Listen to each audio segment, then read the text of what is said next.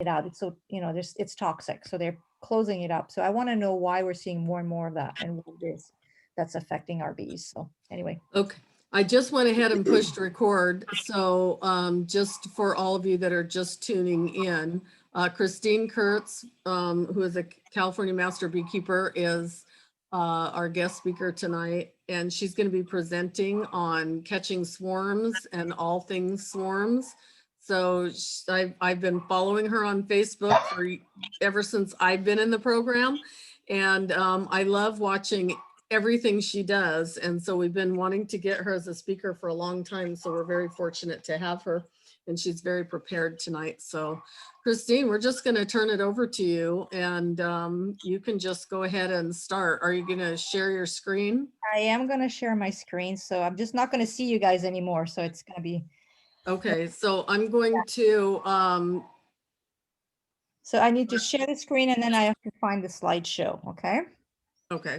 I think will we still be able to see you? I guess we will, huh? So it says it says host disable participant screen sharing. So you have to allow me to share the screen. Right. Do you have sound on your thing, or are you just gonna talk? There's a sound. I'm just gonna talk. Okay. At the very, very end, when I'm done with my PowerPoint, I have a couple of videos. I couldn't make them work in PowerPoint, but I just want to show a couple of videos with this one pole and bucket method to get swarms that are way up high.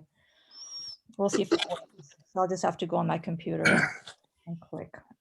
But I don't think I need the sound. It's more visual than anything else. I think I just allowed you to share. Okay, let me try. Yes, you did. Okay. Okay. Hold on a second. And now I need to start the slideshow. What is that? Hold on a minute. Don't know what that is. See, I think you just have to do full screen somewhere on there. Yeah. There we go. And I think you could do presenter. Okay, yeah, I got it. I remembered how to do it. Finally. There we go. There we go. Woo! All right. We're going to talk about swarms today. And it took me several years, but I was finally able to spell love with swarms because I love swarms. It's the most exciting part of the year for me. I love the chase. I love, the anticipation. I love the challenge. I love everything. I like the biology of the bee. And so this was just a fun project to be doing it. I don't think the swarms was the most fun thing. Yeah. So what is the big deal about swarms, right? Swarms are critical to honeybee reproduction, right? It's when the colony divides in two at a superorganism level, right? Honeybees almost have a dual way of reproducing. One is the queen going to a drone congregation area, getting mated, coming home and laying eggs. And the other is the whole colony dividing. If we don't get the swarms, they will likely perish. It's about 18 to 25% survival rate. It is, there is no, we need to have people muted, otherwise, yeah, thank you. If we don't get the swarms, so 18 to 25% is what the survival rate. There really isn't any statistics on all the swarms that are captured and actually how many of those will survive. But out in the wild, there's not actually that many that survive. They have to find the right location and has to be the right timing and all that good stuff. And then what happens often is that swarms may end up in inappropriate location in people's chimneys, houses, and they can get sprayed or they have to be removed by a specialist, a person who does that for a living. What is the big deal about swarms? They're free. They can be survivors with good genetics. They may have good traits. They have at least survived 1 year. In the past, when I first started beekeeping, when we were looking at survivor bees, they were saying, oh, at least 3 years. And when we were looking for those 3 years colonies, we didn't find many. And so the standard sort of went down to when you have a colony that survives 1 year, now that it is called a survivor. It's also caught in your geographic microclimate, and they can be acclimated to your specific conditions. And also it can become a community service to the public. So some associations have swarm lists that on their website and with names of beekeepers who are ready to go out and get the swarms. Sonoma County Beekeepers, which I am from or participate in, we have an extensive swarm list, one for each town actually. We're sort of divided people where they lived, so we didn't have to drive all over the county. We have a pretty big county. And it's free. It's sort of a free community service that we do for the public. So when we talk about swarms, a lot of people confuse swarms and cutouts. So a swarm is, let me go on. Swarms are seasonal, right? They're just left their mother hive. They are finding a new home. They're generally mellow. They're very vulnerable in that state. They often make the public scared and anxious, but they can be really, really exciting. Extractions, on the other hand, are year-round. They're established hives. They can be big. Bees are more protective and defensive. They should only be handled by skilled beekeepers who know what they're doing. And often they need specialized equipment. On the left, you have a bee vacuum, and which is one of the main very helpful tool that people who do extractions have. And the public can be quite annoyed and threatened. They can threaten to spray. And it is a lot of work to do extraction, and it can cost quite a bit of money for the homeowner. So once you're a beekeeper, inevitably you will get a swarm call. Somebody, a friend or a friend of a friend of a friend, your neighbor will go around and you will get somebody who has either a bee problem or a bee swarm. So what kind of questions would you be asking that caller?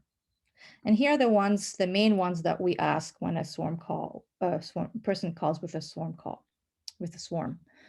Where is the swarm? Can you describe it? Can you send me a picture? You wouldn't believe how many times people thought it was a swarm and it wasn't. Often it's yellow jackets or bumblebees or something different. Is it a mass of bees hanging on each other or coming in and out of a hole? This is particularly a good question starting in June when we get yellow jacket calls. And we don't do yellow jackets, we refer those to exterminators. And how big is the swarm? Is it softball size, basketball, golf ball? Notice that I found something really tangible for people to describe, because if you have it in open-ended questions, they don't know how to describe it. They don't know how to describe how big a swarm is. So giving them something that they can relate to, like a ball, they can give you a much better idea how big the swarm is. The other question is to ask, is it in 2 or more sections? And I'll refer to that a little bit later, why that is important. How long has it been there? Did you see it fly in? How high is it? Again, give something tangible. Person height, 1 story, 2 story. How difficult will it be to get to it? Any obstacles, hills, bushes, fences? Right? Have you called other beekeepers? Did you get their names? So this is important because sometimes there's 5 beekeepers that end up going to a swarm call, and there can be quite a bit of disagreement about who got the first swarm call and who the swarm actually belongs to. So when I know other beekeepers are going, I tend not to go on a call, and I just tell the caller, let me know if the swarm has been retrieved, and if not, call me back. And then, is it near a walkway, public area? And can you put caution tape around or something to let people know that the swarm is there? And then also ask, are you afraid? And if they are, I spend a little bit of time about educating them about bees, not to be afraid, that they're docile in a swarm stage, and that I'll be there very soon. And I will call them as soon as I'm around the corner, and I'll be there very fast, right? Sonoma County beekeepers started tracking our swarms. This is super interesting because a lot of people get very sort of frustrated starting in June because there's no more swarms. And so we started tracking the swarms to see when our nectar flow is basically, and when most of our swarms are happening. And the first one we did is in 2018. And our main swarm season is the last 2 weeks of March and maybe the first 3 weeks of April. And then it just starts steadily goes down to almost, starting in June, pretty much zero. And then we have very few sort of end of August, September. Those are usually absconding bees. And then we started tracking it every year ever since, and it's pretty much the same curve. So we know that we don't take vacations during this time. If we're swarm catchers, this is when we want to be home, ready next to our telephones, and expecting those calls to come in. And you can see how many swarms we caught in this 1 week, 4/11, 2020. Not 2021, that's 2020. I think red. Yeah, 61 in 1 week was reported. So let's talk a little bit about swarms. So a swarm departs its colony. It happens pretty fast. It takes, I timed it once seeing one of my hives swarm, 15 minutes from the time it left to the time it settled. So you can miss it really quickly. If you see in the picture there, all the bees flying around, they make this enormous cloud. It actually protects the queen from predators. And when she lands, they will all gather around her. And if you look at this condensed amount of bees right there where my little arrow is pointing, that's where they're going to settle. And you can almost see like this funnel-like shape of them going in there. So you can also, you can know where they're landing. Right? And then more and more bees land on top of the queen and end up covering the bees. One person who I called described the swarm like a wet rag. And when you look at the second picture here, you almost can think that. It looks like just a rag that's draped over a branch. Once they're all huddled together in a swarm, they dance. The scouts go out to look for a home, and they come back and they dance the same way that they danced for recruiting for forage. They do this round dance. This shows the direction, how far it is, how exciting the site is, and they recruit other bees. It is done by the older bees, the more experienced bees. So the recruits go and check it out. And this is when we want to catch the swarm, before they make that decision. Because once they make that decision, sometimes you can put them in the box and they will take off. But most of the time when you get there and they're still, you can still see on the surface that they're dancing. You see the recruiting bees foraging. Oh no, I mean dancing, excuse me. They're still making that decision. So time is really of the essence when you go on a swarm call. So if you get a call, don't wait till 3 hours later. This is when you jump in your car and you go there, because the clock is on. A swarm can be there for 20 minutes. It could be there for a couple of days, and you don't know. You don't know how long they're going to be there. Often it happens pretty quickly, right? The final destination of the swarm is hopefully to your hive at home via your swarm box, right? So the swarm is brought home at dusk. The hive can be either hived right then or early in the morning. If it's not captured, the bees will continue dancing until they reach a quorum. That's a certain percentage of the bees that have decided that one location is the best. Then they come back to the swarm and they do this stop signal. And basically they headbutt each other. They headbutt all the other ones dancing for a different location. And then their flight muscles are warmed, and then they take off to their final destination, right? This is not an ideal final situation, right? Destination. Bees have chosen a cavity in a house. It's a difficult swarm retrieval. Basically, it's really technically almost not a swarm. It's not a swarm anymore. It becomes then an extraction. Some beekeepers, if they arrive right as the bees are entering a structure, they've been able to stick in there a feather with, or a rag with Bee Quick, which is a repellent, and the bees were able to come out. But sometimes it's just not possible to do that. So what happens is that you have to wait till they all enter. And I personally, I will refer that to a person who does the extraction professionally, right? So I have phone numbers read handy of people who do that as a living. Essential swarm catching equipment. There's my car full of swarm equipment. And my dog was very sad because he loves riding in the car. And during swarm season, it's just, there's no room for my dog. He has to stay home. And I make sure that my car is always gassed up. And here are some of the second picture is, and I'll go a little bit more in detail of all the things that I feel were important that I have in my car. Swarm boxes. So these you can purchase from bee equipment outfits. And you notice that I have duct taped this swarm box all the way around because unfortunately they notoriously leak. So I make sure that every corner where I think the bees could escape, I have additional tape on it. I also have my business card on it. So if anybody has a question, if I leave my swarm box there, they can call me.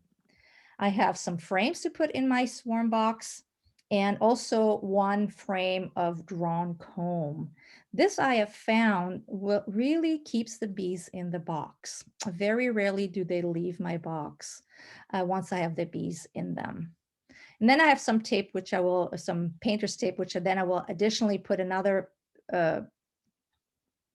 roll of tape all the way around because the strap that comes with the swarm box is really not very good. It's not very strong. So I don't want them to escape in the car. Protective gear, of course. I bring extra protective gear because often I have homeowners or kids or even people are just passing by are really interested and want to stay close. And so I dress them up in a bee suit and they partake in the experience. Paper and pen in case you have to leave a note. And I always bring my smoker, but I don't light it right away. I only light it if I start getting stung so that I can mask the pheromones, the attack pheromones. It happens very rarely, but I've been in a situation where the bees were not very happy. And so I will smoke myself before I smoke the bees. It's important not to smoke the swarm because they are communicating with each other the entire time. And once you put them in the swarm box, they need to call each other in. And if you start masking that pheromone, they will have a hard time doing that. A ladder.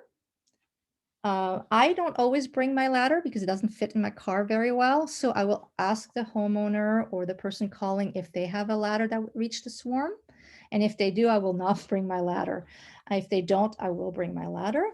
Clippers to cut branches away to get to the swarm, or once in a while, you can very easily cut a branch with the swarm on it and set it into your box. There's that Bee Quick bee repellent, and I will also show you how I use that.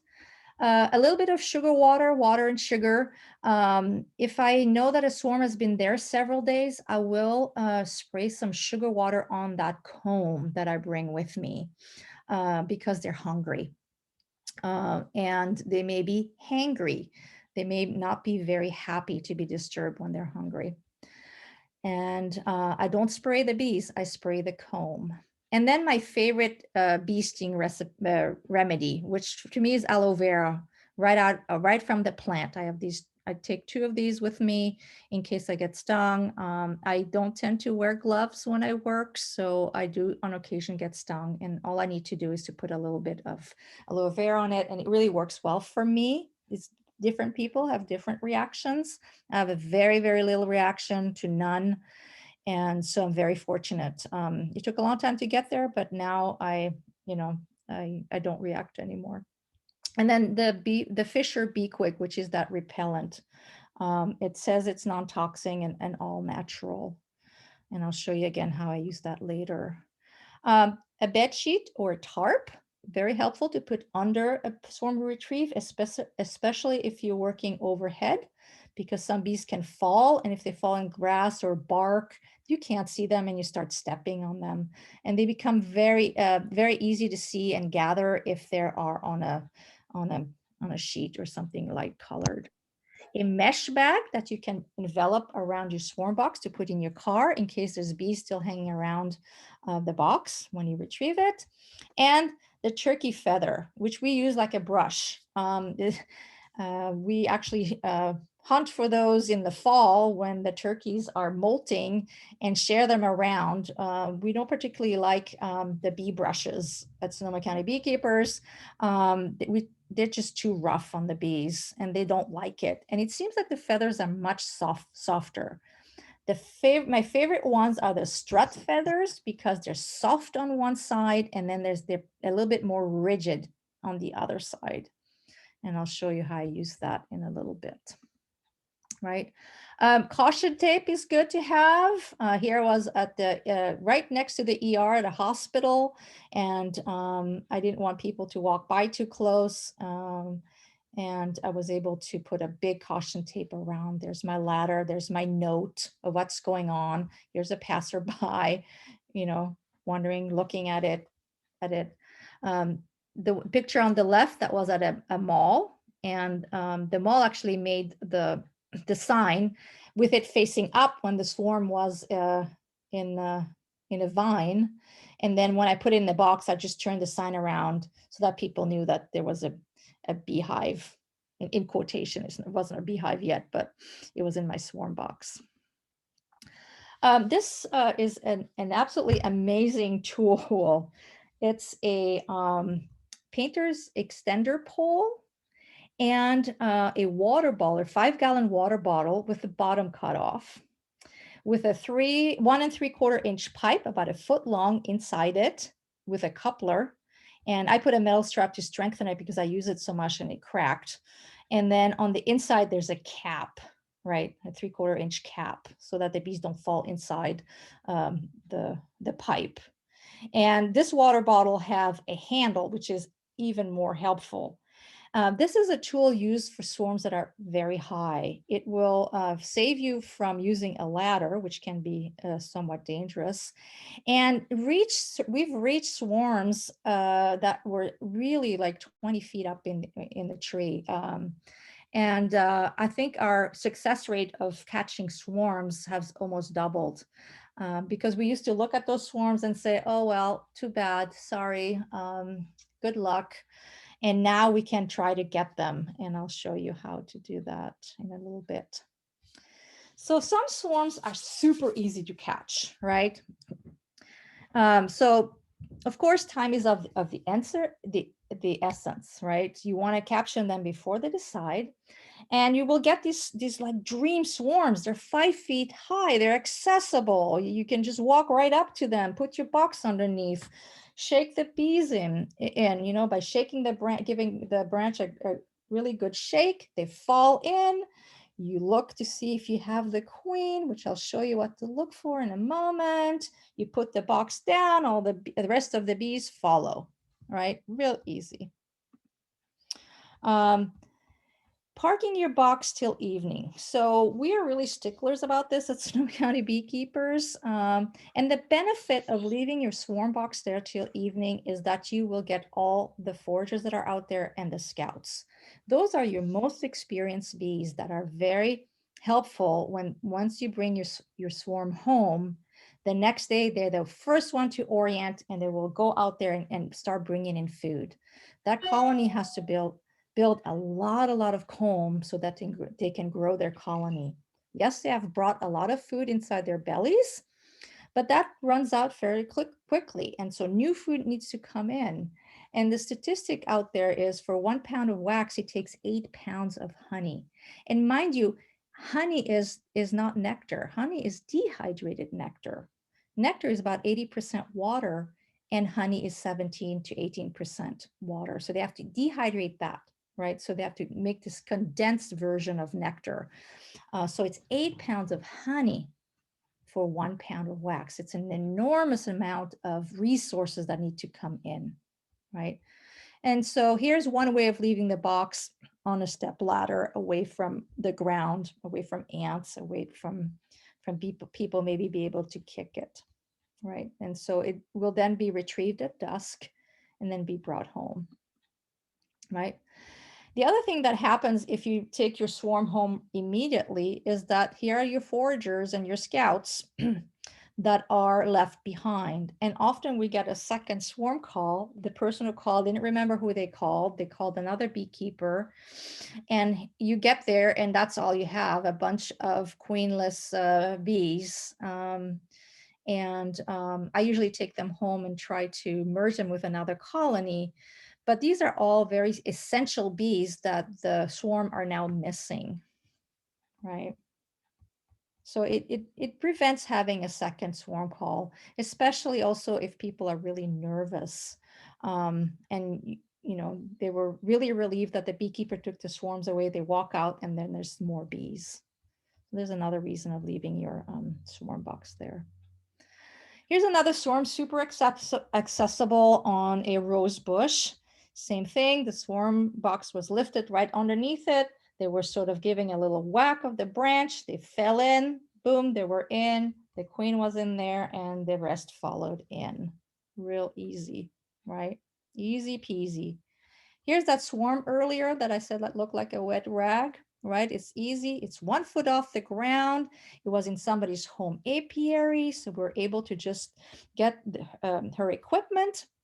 And we just were able to cut that branch after we set the box right underneath, the super right underneath, and gently just set the bees on top of the frames. And they just started walking in and melting in. And when they were almost done, you just shook the rest of the bees off and ta-da, they're in your box. After a while, you can see that they start fanning at the entrance. You close the lid, you leave it there till evening, till all the foragers and the scouts that are still out there are home. You put it on your hive stand and there you have it. Just remember, for beginners, you see how those frames right here are not put together? Make sure that you put all your frames nicely tight towards the center, because that could wreak havoc in your comb building. The frames are built specifically for bee space, the exact space that bees need from one comb to the next. Basically, it's 2 bees going up and down the comb on opposite sides, right? Anything that's bigger than that, they may build cross comb. Anything smaller than that, they will put propolis in it. So it can, and that would be way too much space between 2 frames. If you see where my cursor is, oops, sorry, not what I meant to do. Right here, right? Make sure that everything is nicely tied together. Higher swarms about 10 feet high. It's accessible with a ladder, right? Make sure that you have another person hold that ladder. An extra bee suit for a homeowner who wishes to help is helpful. At that time, I didn't have that during this picture. And after when we were gonna actually retrieve the swarm, we asked the homeowner to step back. So he's no longer in the picture. Safety first, just make sure that nobody's nearby. Every once in a while, a swarm, falls or you stumble and the bees go airborne and are not happy. So everybody that's around the swarm should be suited up, right? And then, using the right side ladder. This is a perfect size ladder for this swarm, right? The beekeeper I was mentoring here has a pair of clippers, and she was clipping branches around the swarm to make it easier for the box to access with the box, to put the box underneath it and shake the bees in, right? Again, safety first. This is very precarious. The problem with retrieving swarms on a ladder is that you need both hands. And if you step way up too high on the ladder, you can fall. And if you see what this beekeeper can fall on, if he falls backwards, it's not pretty, right? He does have somebody here that's a spotter, but we've had a couple of accidents in our bee association of broken backs and broken shoulders and broken legs. And so we are really urging people to really be careful, either get a taller ladder or maybe use that pole and bucket, which I'll show you in a minute how it is. So this is much better, right? The top of the ladder goes to your hip. You can lean forward. You can use your knees to hold on to the rung. You know, you still have your spotter there. This to me makes me feel a lot better. So really be mindful when you get really excited about getting a swarm to be safe, right? But we try really hard. You know, it's been difficult with COVID, but is to create bee buddies, is a group of beekeepers who go on swarms together. And it's really nice to have extra sets of hands, right? So somebody who can spot you on the ladder to make sure you don't fall. This beekeeper that's on the other side has actually cleverly put the swarm box on a long pole so that the beekeeper on the ladder doesn't have to hold the box in one hand and shake the bees into the box. She can use both hands in retrieving the swarm. So that's also a good way to be safer, you know. So you have to network within your association to do that. People that live close by, perhaps, can do that and create these little groups of people that go out and catch swarms. Wear protective gear. I can't stress that enough. This is a gentleman that I mentored. And even if you go up there just to investigate or look, this beaker got stung like the bejeevers because everything was shaking as he ran up because he was so excited. And even though swarms are typically docile, they can at times, if disturbed, not be very happy, right? So, and there's genetic differences in temperament also. And we have sometimes hangry swarms that have been in the swarm position too long and they're hungry and they're not happy and they just want to have a home. And there you are shaking things around and disturbing them. So even if you just go look, wear your protective gear. Ridiculously big ladders, just don't do it. This is myself and my sister who was visiting from Norway. And I said, I got a swarm call and I said, do you want to go on a swarm adventure? And she was all excited and we went, and this swarm was way up high on this tree. And we didn't have those ladders. The homeowner had the ladders. Her husband had been an electrician, and we set them up there. But it really was very precarious. Look at us, both of us, you know, holding the swarm together. And then the hard part is coming down with the swarm. Once it's heavy, you can't just hold it in, you know, very easily in one hand, or if you have it underneath your arm, you still have to hold on to the ladder and walk down. So basically we both were able to go rung by rung by rung, walk down very slowly to the bottom. Don't do it. I really don't recommend it. I don't do this anymore. I was a little bit crazier a few years ago when I was even more excited about swarms than now. But now I really look at safety, especially after some of our members have had some problems falling off. Cutting branches. So sometimes you have to cut branches and use your clippers to get to the swarm. They're in the way, they're more inside some tree, right? So you can have your clippers and you can sort of cut around it so you can reach it. Be aware that as you shake things around, some bees may fall on you. Just don't panic. Just take a deep breath and just let the bees hang out, and then you can brush them off or shake them off. Be respectful to the homeowner. If they're present, and ask permission before you start cutting into their trees. Some people may not be that happy. Most people are more than happy. They say, do whatever you want. But we have people that are not, so happy about cutting their prized trees. And then be careful. Don't swing that branch around and say, woo, I got the swarm. Because they're very viscous. They're just hanging on with their little claws, and big clumps can fall, and even the queen can fall. And then you step down and you step on them. So be very gentle, even when you're cutting the branch, right? Because you start shaking things. Make sure you have a good hold on it so the branch doesn't fall to the ground. There's a picture of somebody with bees that fell on their hat, and they didn't even know until I pointed it out. They bent over and I brushed the bees off. And so especially when you're done and you take your suit off, make sure you take a good look, even take your bee brush or your feather and then swish around your back, your front, your arms to make sure that as you take your bee suit off, you don't get stung because there's some wayward bees that hitched a ride on you, right? So check yourself before you take your bee suit off. Here's a swarm that the homeowners declined permission to cut the branch because it was their prize olive tree. And so we had to do alternative. I think we used the bucket and the pole method on this swarm. So just be aware that some people may not be happy if you start cutting into their trees or plants. Here's the use of a sheet, right? So you can see that some bees had fallen on the ground, see the leaves, they weren't up in the tree. And you can see the bees a lot better, less likely to step on them. If they were on the grass like this, they're brown, they get stuck between the grass blades. So putting a sheet underneath the work area has really been helpful. The bees don't get tangled up in debris. Bark is also really hard for the bees to fall on. You can't find them, you can't see them, they're the same color, right? So very, very, very high swarms. So here's one of my the extension pole, a painter pole. And look how high that swarm is, right? Way up there.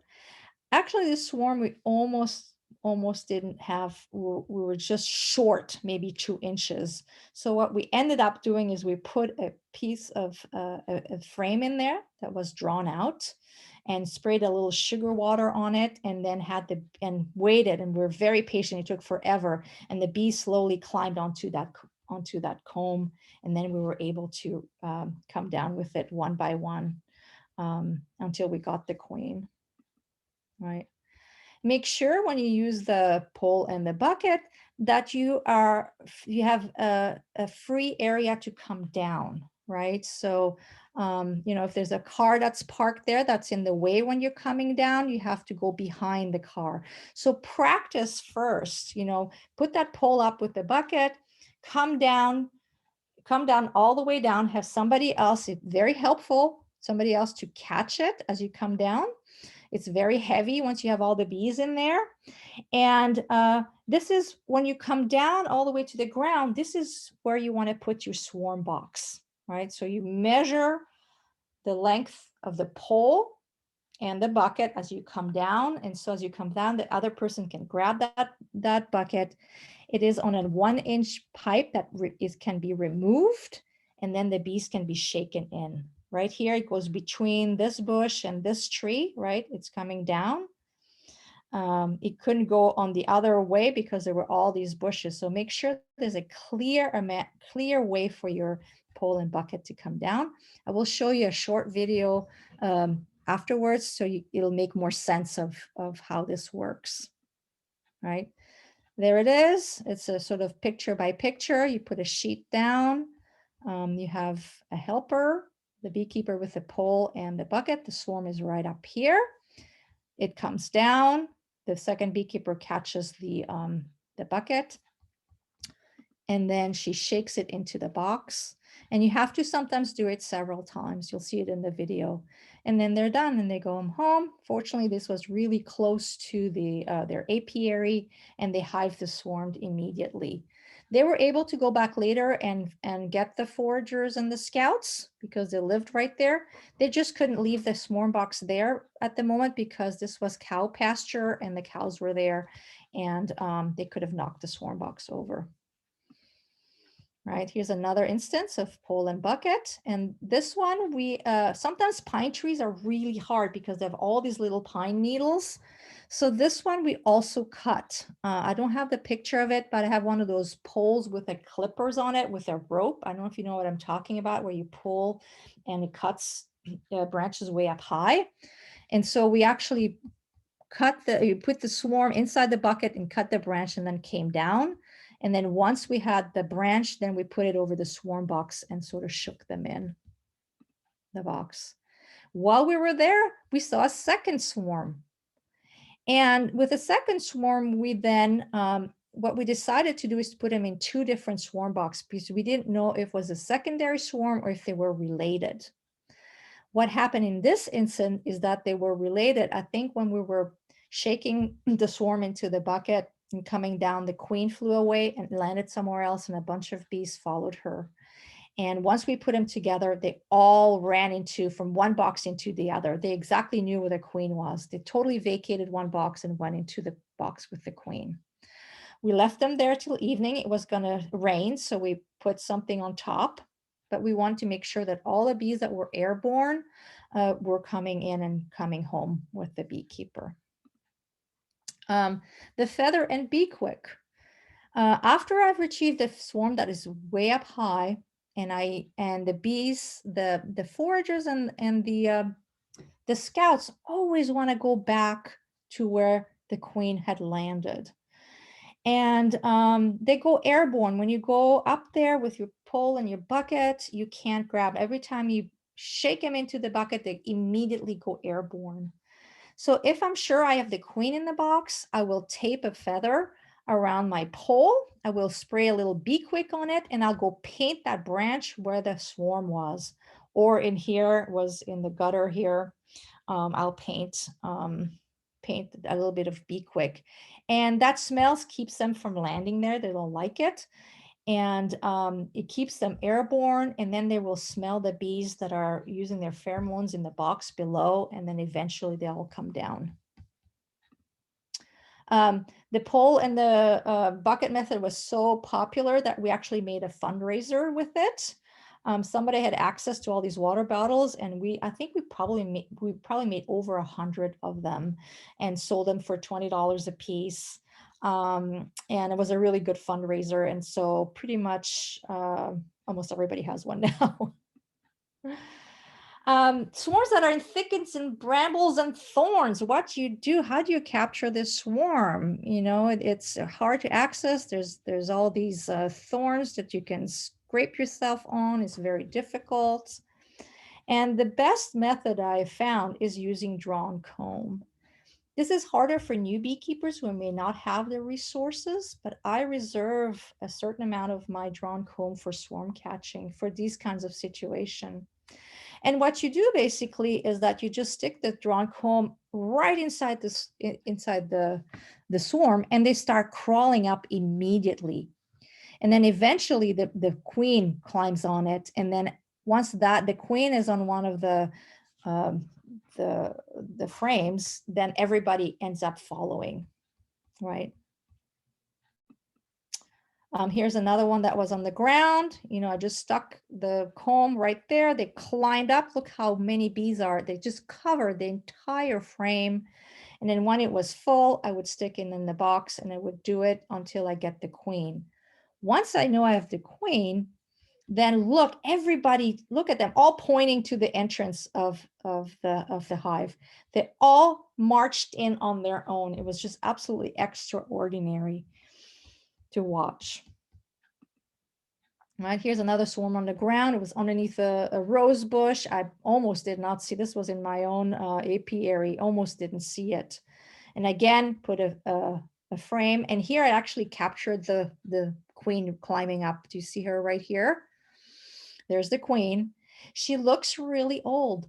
She looks pretty afraid, and what I surmise is that she is pretty much at the end of her life. She probably will, hopefully, able to start her new colony, but she will be superseded pretty quickly. And I found that a lot with the older queens in swarms, is that within 3 weeks of them establishing themselves, you will find a queen cell or two, which has supersede your cells, and they replace her. So you're also going through a queening event, and you have to follow that carefully to make sure that that happens, that you don't let the colony go without a queen, so they become, the workers start laying, and then you have a whole other problem.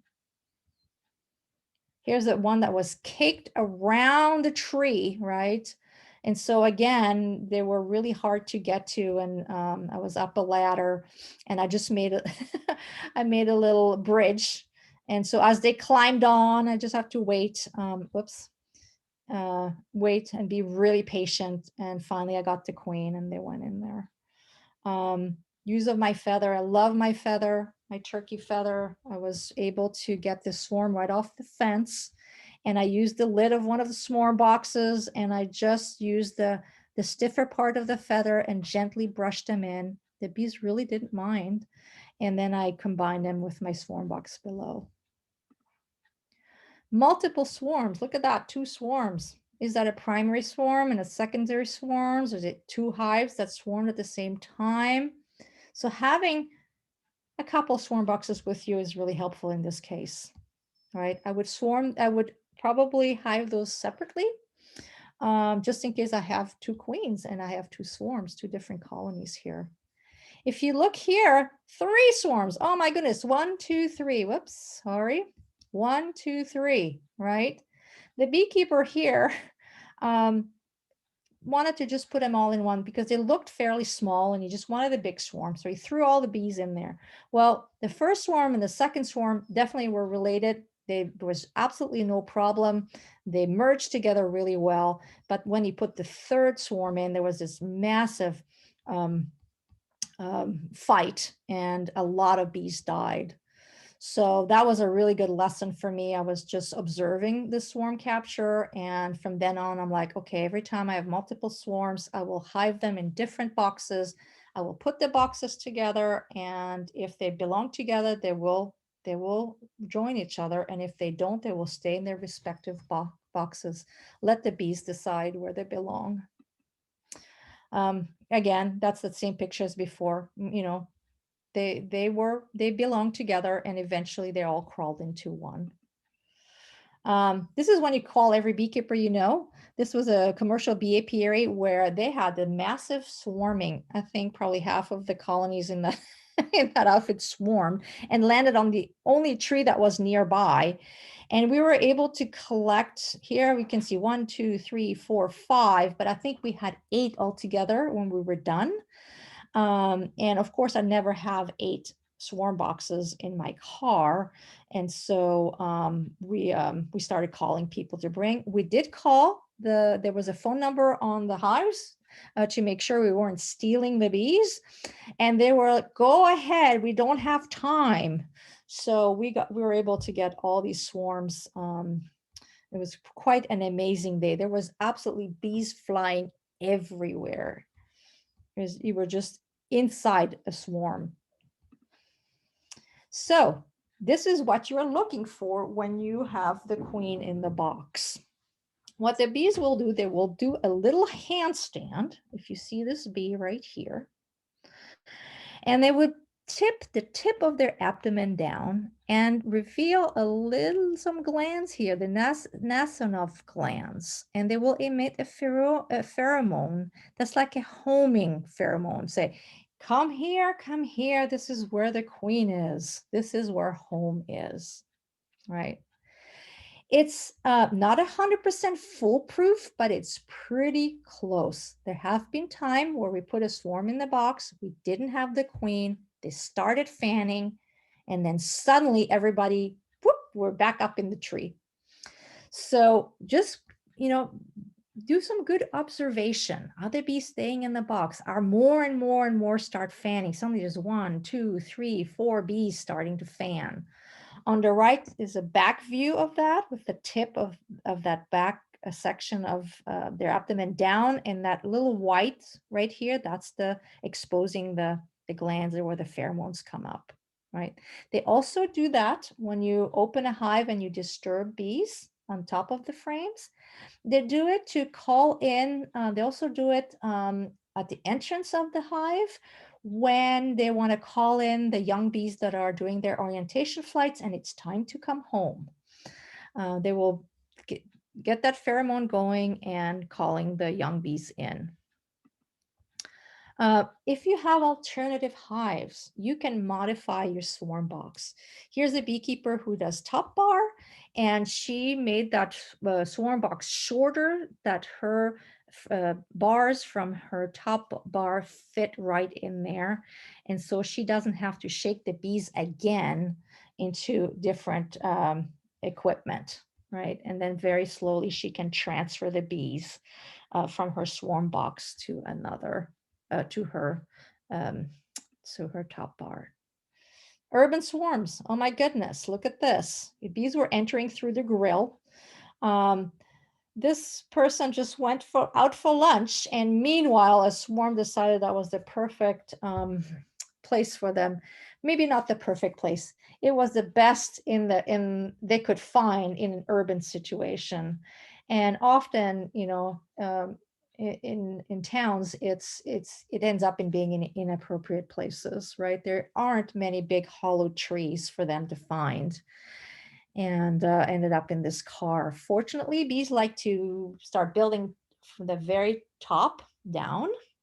And so as you open the hood, it was easy to put the swarm box right underneath. It took quite a long time. This was not my swarm call. It was one of our members, but you just needed a lot of patience till all these bees, you know, were gathered or, were able to get into the box. So you can get into quite some interesting swarm situation. This is not a swarm. It's a small extraction. We get a lot of swarm calls, in quotation, from apartment buildings and people would have watering boxes like this, because there's a nice little hole that looks like an entrance, and there's a cavity inside. And it's a very limited space usually, and people don't notice it until the hive grows and has established themselves, or they need to go in there to do some work. And they call us saying it's a swarm, but really it's an extraction. These are actually really, really good to teach how to do it, a simple extraction, because the combs are small and they can be rubber banded into frames really easily. And if you can do that with somebody who has done it before, it's really a wonderful experience to be able to save these bees and give them a new home and more space, of course, to grow. Sometimes there are surprises with swarms. If you know, when I got there, it's like, oh, wow, easy. They're just caked on the wall of this barn, easy peasy. But if you look right here in the center, there's a hole, or there's just a darker area, and there is really a hole, and the bees were going in. So the bees were already going into a structure, but I was hoping that I was there on time and that the queen hadn't entered yet.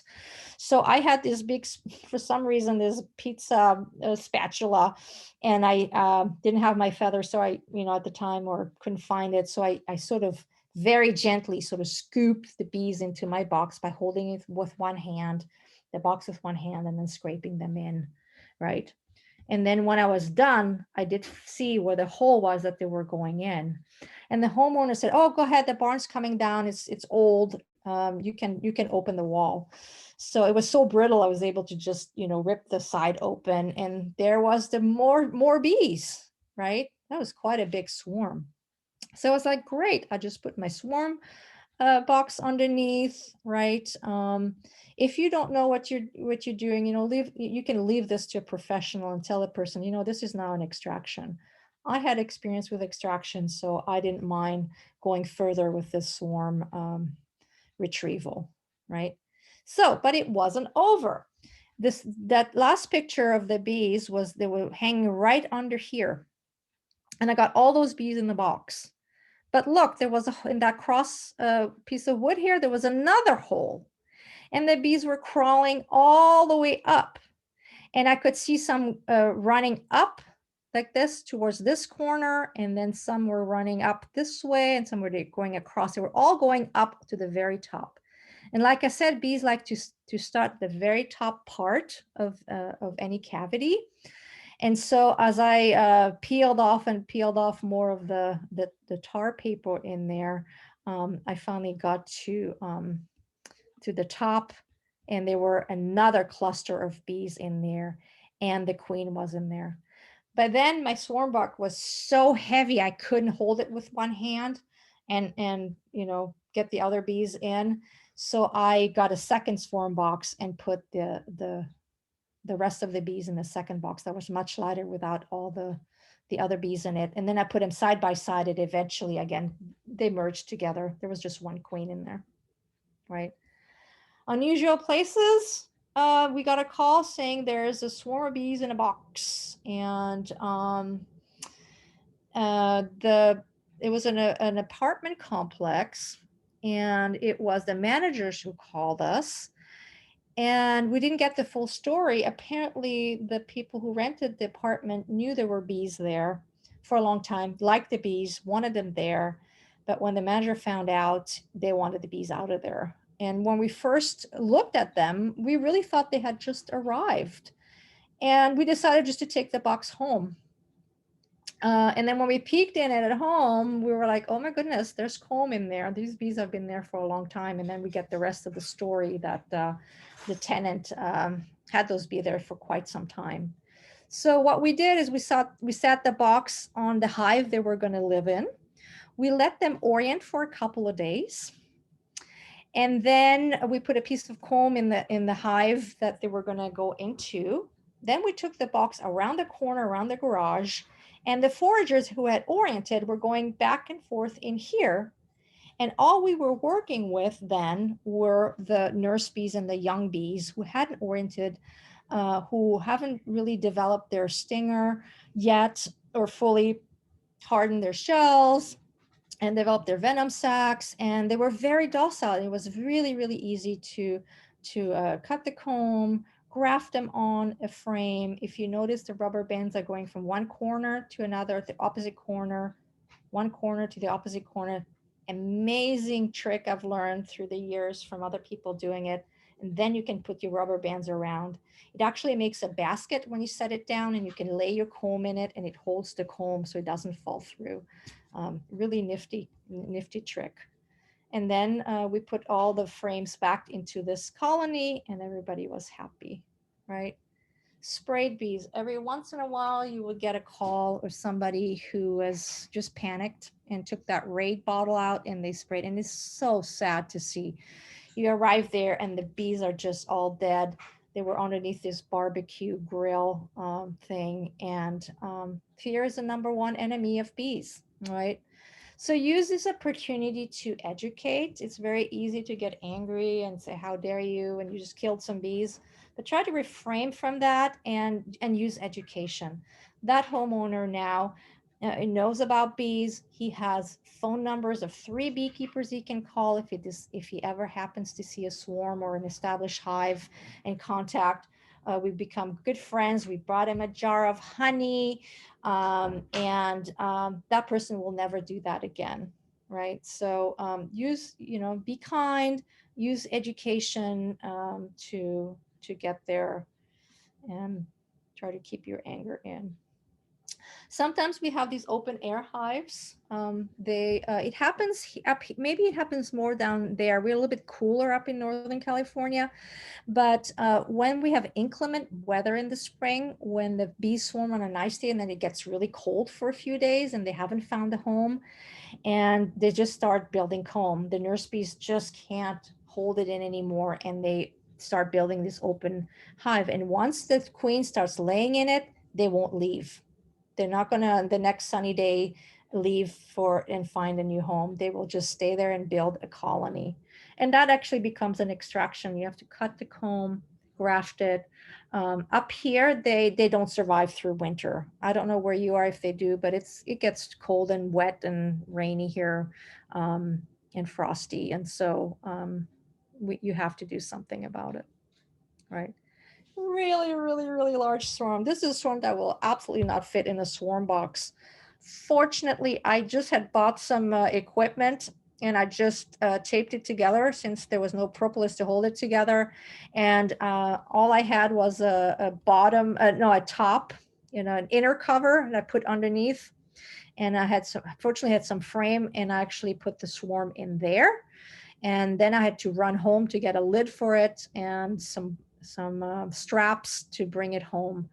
But what I did is I used the garden table and this tote, and I set that on top because I couldn't hold that box. It was too heavy. So I jerry-rigged something. Oops, sorry. I jerry-rigged something so that the box was really close to the swarm, and then I could just get a handle of that big branch and sort of push it down and shake the bees in. So be ready. Sometimes you just have to improvise. Leave this to professional.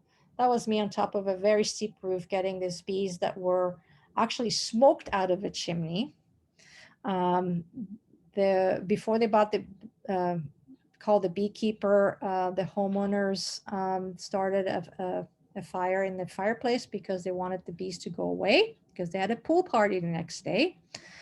They knew they were there for quite some time. So we knew there was an established hive in there. And by the time I got there, the bees were all festooned on the outside. It was pretty hairy to be up there. I wouldn't do it again. And I ended up not getting the queen. So I had to give this colony a frame of brood with very young brood and eggs from another colony so they could requeen. The queen probably stayed in there or perished in the smoke or fire in there. It's also incredibly dangerous to start a fire where there's a lot of wax in there because that could have started the house on fire.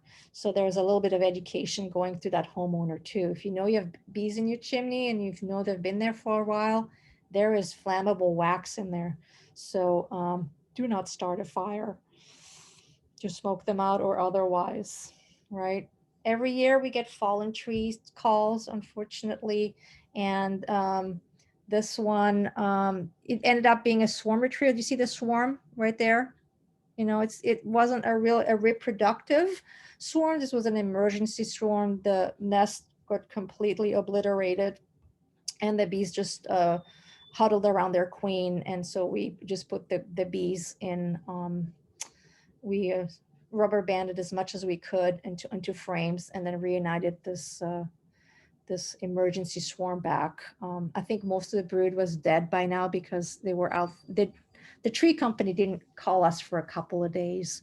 And here again, it was education, have our numbers on speed dial. We'll be there right away if this ever happens again, because we probably could have saved some of the brood and this colony didn't have to start from scratch if we were able to get there right away, right? Here again, this tree was cut down and in this crack were the bees, right? Sometimes we're able to work with tree companies and we'll cut the tree, cut this, where the swarm is, the cavity out, and we can take that piece of log home.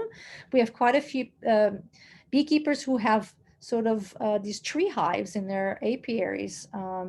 So instead of extracting the bees, taking a chainsaw and opening everything and ripping everything apart, we let the colony live out their lives or a happy life in their tree.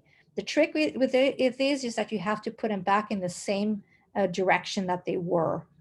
Otherwise, you wreak havoc inside the hive. All right. Oh, here's that one colony we were trying to save the brood from. We rubber banded. See that crisscross again? Really helpful to keep the comb in. Works really well. If you look at, it looks like there's the rubber band from one side to the other. It works like a little basket. It holds the comb in while you're working and cutting, and then you can put the other side, the rubber bands again, right? Ask for help if you get these calls. You need to do these with people that know what they're doing. And once you've done one, you can do these by yourself. But really, there's a lot of tricks of the trade that people have come up with over the time to extract bees or save bees. Diverting flight path. We got a call from a construction company. They were going to jackhammer this intersection, and there was this colony of bees in this big stump right here. I think it used to be a eucalyptus tree, and the shaking and you know, they were afraid that the construction will rile up the bees and attack the workers. And so my friend John and I, we got there and we're like, oh, well, there's really not, you know, this fast, there's nothing we can do. We can't extract these bees. They were going to start work immediately. So we came up with diverting the flight path with a little piece of screen. And you see the worker was very helpful. They had tools we were able to use and some pieces of wood, some screws. And so the bees, instead of going straight out towards this construction site, had to go out sideways away from the construction site. We also left them with a bunch of bee suits in case this didn't work. It actually ended up working beautifully. The bees never bothered them. They never had to wear the bee suits. The next day we got our bee suits back and everybody was happy, right? So it was really wonderful experience in a way. And again, a lot of education while we were screwing the screen on. We talked about bees and what they're doing and why they're in there and all that good stuff. Transporting bees. Sorry, I wish I had a better picture, but this is at nighttime. I went to retrieve one of my swarm at dusk. Make sure it's facing in the same direction as the driver. Don't have that box sideways because the box will, the frames will swing back and forth and you start crushing bees or really riling up the bees.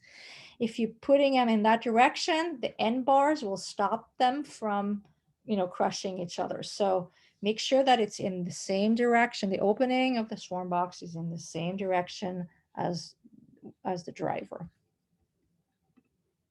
Hiving swarms, I leave them in the swarm box overnight with the plug open. When they get to my apiary, I set them right on top of the hive, and I hive them first thing in the morning when it's still cool.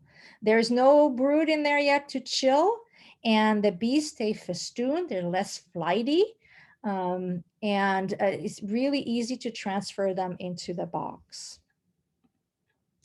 Hiving swarm, be very gentle, move very slowly. They can fall off very, very easily. Remember, they're still just hanging on to each other by their little paws. And if you're too abrupt, they can fall on the ground or fall, and then they may get, you know, not very happy, right? So here's a hive that's been hived. I use follower boards. I don't know if you guys do that. In all my hives, I only use 8 frames and 2 follower boards. This gives me the option of the size of the hive. This was a smaller swarm. I didn't want to give them 8 frames immediately. I also work only with mediums because of weight. And so I rather do a tall and narrow configuration initially with a swarm rather than a low and squat configuration. So we also have a very short nectar flow and comb building. So I want to make sure that they have the height they need to be able to store food above of them. So I will put 2 medium boxes with maybe only 6 or 7 frames, sometimes 5, depending on the size of the swarm. If it's a really large swarm, I will use all 8 frames. But this gives me the choice of the size of the box I want. I don't want to give them too much room initially. Here's a beekeeper, one of my mentees that we are hiving a swarm. Some of the frames will have very little festooning bees, but just very slowly, one by one, you take them out slowly. They will break apart because they're all hanging on to each other. So be very careful. Some bees will fall down in the box. Don't worry, you'll be able to shake those in afterwards, but very slowly move 1 frame at a time. As you get closer to the center, you'll have more and more bees come out. So very gently, one by one, put them in until you have your entire colony in the new hive. Feeding swarms. I typically do not feed swarms. I know this is something people have various opinions about. Bees usually come with their bellies full. So here's a picture of some bees that were in a swarm, and look how much nectar, how extended their abdomens are, full of nectar. All this food is meant for them to start their colony. They have a little time before they use all that resources down, right? And so if they're able to go out and forage and get some more to finish the job, I let them do that. Nature built it that way, right? I try not to feed my bees. I only feed in an emergency situation. But that's me. Requeening swarms. I don't immediately, at least. I give the survivor bees a chance. I follow carefully for health and temperament. I love, love, love seeing the diversity in my queens. You have the lighter ones that with just the darker tip. You have darker queens. You have the striped queens. You have the really light, queens. Mostly they're probably mutts at this point. They might have requeened even if they came from a package with all the drones from the area. But I love to see that diversity. Nature wants to be diverse. This is how they've survived. The genetic diversity is how they've survived, because the bees that have the traits necessary to survive the current times are the ones that are going to procreate. And as the times change, the bees will change as well. So the ones that have the old traits that used to work and they don't work again work anymore in today's day, they will perish. And the ones that do have the traits that will make them survive in the new conditions, they will continue on. So I really like to see that. I like to see that diversity in my apiary. I also live in Northern California, and we don't really have an issue with Africanized bees. And so, yes, we do get ornery bees and bees that are more who get riled up a lot quicker than others. But we don't have to deal with maybe what you have to deal down there in Southern California. So, I can't recommend you not to requeen. I think you should if you cannot live with a hive that is too hot. And just know that you will change the genetics of that hive completely, right? So, and have a queen probably come from our side of the state. Swarmland in all sort of different places. This was in a field on an old rolled up piece of wire and an old post. Here there was a tree company who cut down a tree with a bee tree in it. We were very sad that they didn't call us ahead of time. They know now, but we had to, the swarm landed on their equipment, which was quite challenging to get the bees, but we got them again with the comb. This one had a little bit of honey, which was very enticing. Sometimes bees land on swarm traps. We're building these pulp pop swarm traps, which seem to be very attractive for bees. And every once in a while, they decide not to go in. They just like to hang on the outside. And so it becomes, you get your swarm box and you sort of shake those bees in and take them home. Arbors, this is in my yard. The bees just love this arbor. It's really annoying because there's all this metal in the way. It's really hard to put the swarm box underneath and get them in. So I'm always getting my ladder and jerry rigging stuff so that the swarm box is really close. And then I take my feather and try to just brush them in. Can't really shake them in as the arbor gets in the way. And then here's one just caked around a fence. And I'm using the other side of my feather to coax them in. Really nice to have a second pair of hands. Somebody can hold and somebody can herd the bees in. On this fence at a high school, that was quite interesting to get to. Took me 2 days because I just couldn't get the queen in there, and there was tall grass and she was somewhere in there. And as I put the bees in, they would crawl back out, and I put the bees in and they crawl back out, and I had to come back a second day, but I finally got them. It was quite a large swarm. And there was a baseball game going on at the same time. So that was quite interesting. Gutters, sometimes they end up in gutters. Again, the drawn comb really helpful because you can't take the gutter off and shake the bees out. How do you get them out of there? Drawn comb, the best thing ever. Small trees in a park, that's an easy one. Here's somebody with a swarm box that has been modified for these really, really long frames. Some of us are experimenting with, they're the size of two deeps.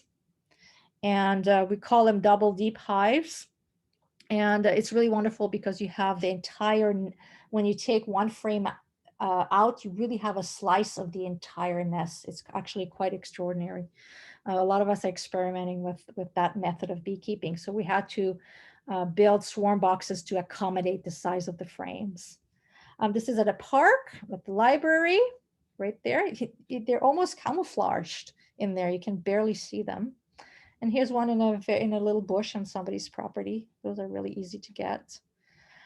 Education. Oh my gosh, homeowners, sometimes they are full of questions. This guy talked my ear off for 2 hours. He had every question underneath the sun. But it was wonderful. He was really interested and really fascinated. I love working with children and family. This was the grandmother and her son. Here he is smelling the comb. This family, I had put them in all bee suits and they were part of the swarm capture. There's that little boy again. He put the bucket on his head and he was running around saying, I'm a bee, I'm a bee, I'm a bee. It was really fun. Here's another little guy and we're looking at bees and comb and talking about bees. And then this little boy just wanted to hang out with the bees. They had 2 swarms on the property and I'd put the boxes next to each other to see if they belonged together or not. And he just sat there and sort of meditated there. He was just watching them go in and out and just really quiet and just mesmerized. It was just wonderful experience. And then are you prepared? Do you have enough equipment? If you go out there, get swarms and your name starts getting around that you're a swarm catcher, you're starting to fill up your apiaries, right? And so do you have enough equipment? And if you have more, consider or more swarms than you have equipment for, how about considering sharing your surplus swarms with your members of your bee association? We started a bee sharing program a few years ago, which has become extremely popular, where we share our splits and our swarms.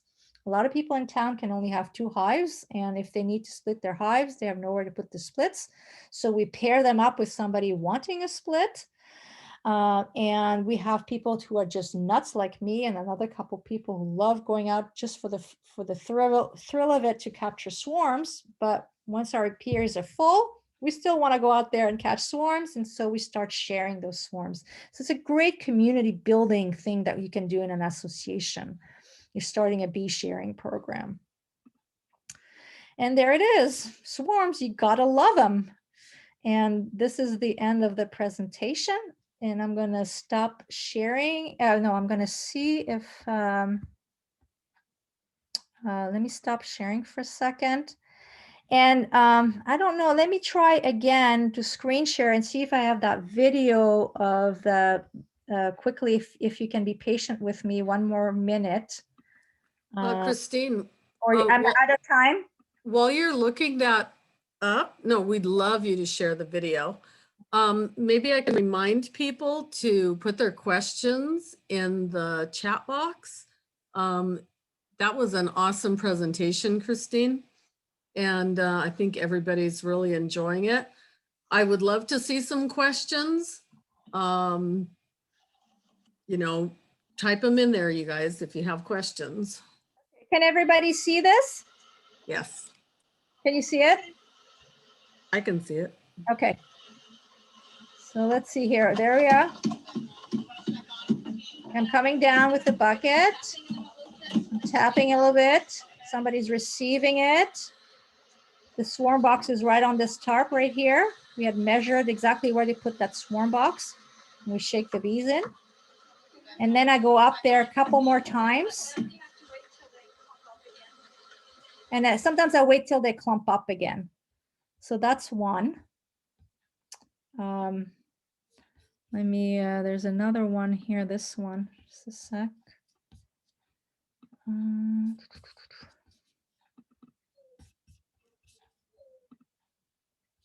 Can you see that right now? Yes. Okay. Here we go. Right inside the bucket, he's coming down. Somebody's receiving it and then throwing it in. And the swarm box, notice that the sheet over here is underneath the swarm box. So everybody falling around it can then be gathered in easily. And then he goes up again. And sometimes you have to do it 2-3 times until you get the queen. Coming down. Another clump of bees. Okay, perfect. Okay. And I'm ready for your questions if you have some.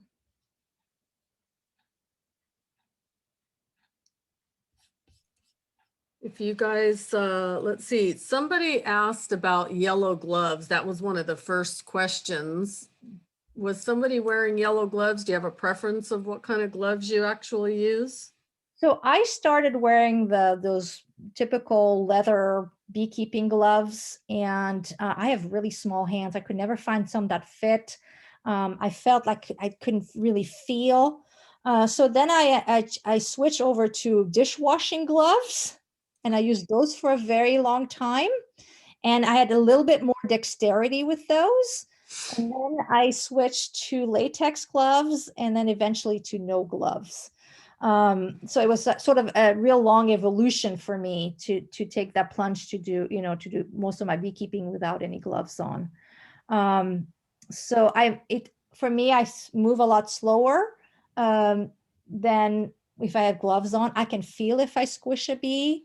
So the thicker the gloves are, the more protection you have, but the harder it is to I think I need to put my light on. You can't see me anymore. Yeah, I was going to say that when you took a It's little dark break. screen. It's gotten dark since. So people use all different kinds of gloves. But I think those yellow gloves you saw were probably dishwashing gloves. Does that answer the question maybe? Yeah, I Yeah. think it did. Yeah. Christina asked, I have a first set of bee boxes and have had has some bees inspecting them in the past few days. Right now they are empty. Do you have any recommendations on how to attract a hive or to basically catch a swarm? Okay. So you can use your hive as a bait hive. If you have some drawn comb where bees have lived on before, especially if it's a little bit dark, there's a little propolis on it. That's really helpful. It makes it smell like home. And then adding a lure, like my favorite is just organic lemongrass oil. You just put a few drops on it and stick it on top of the frames.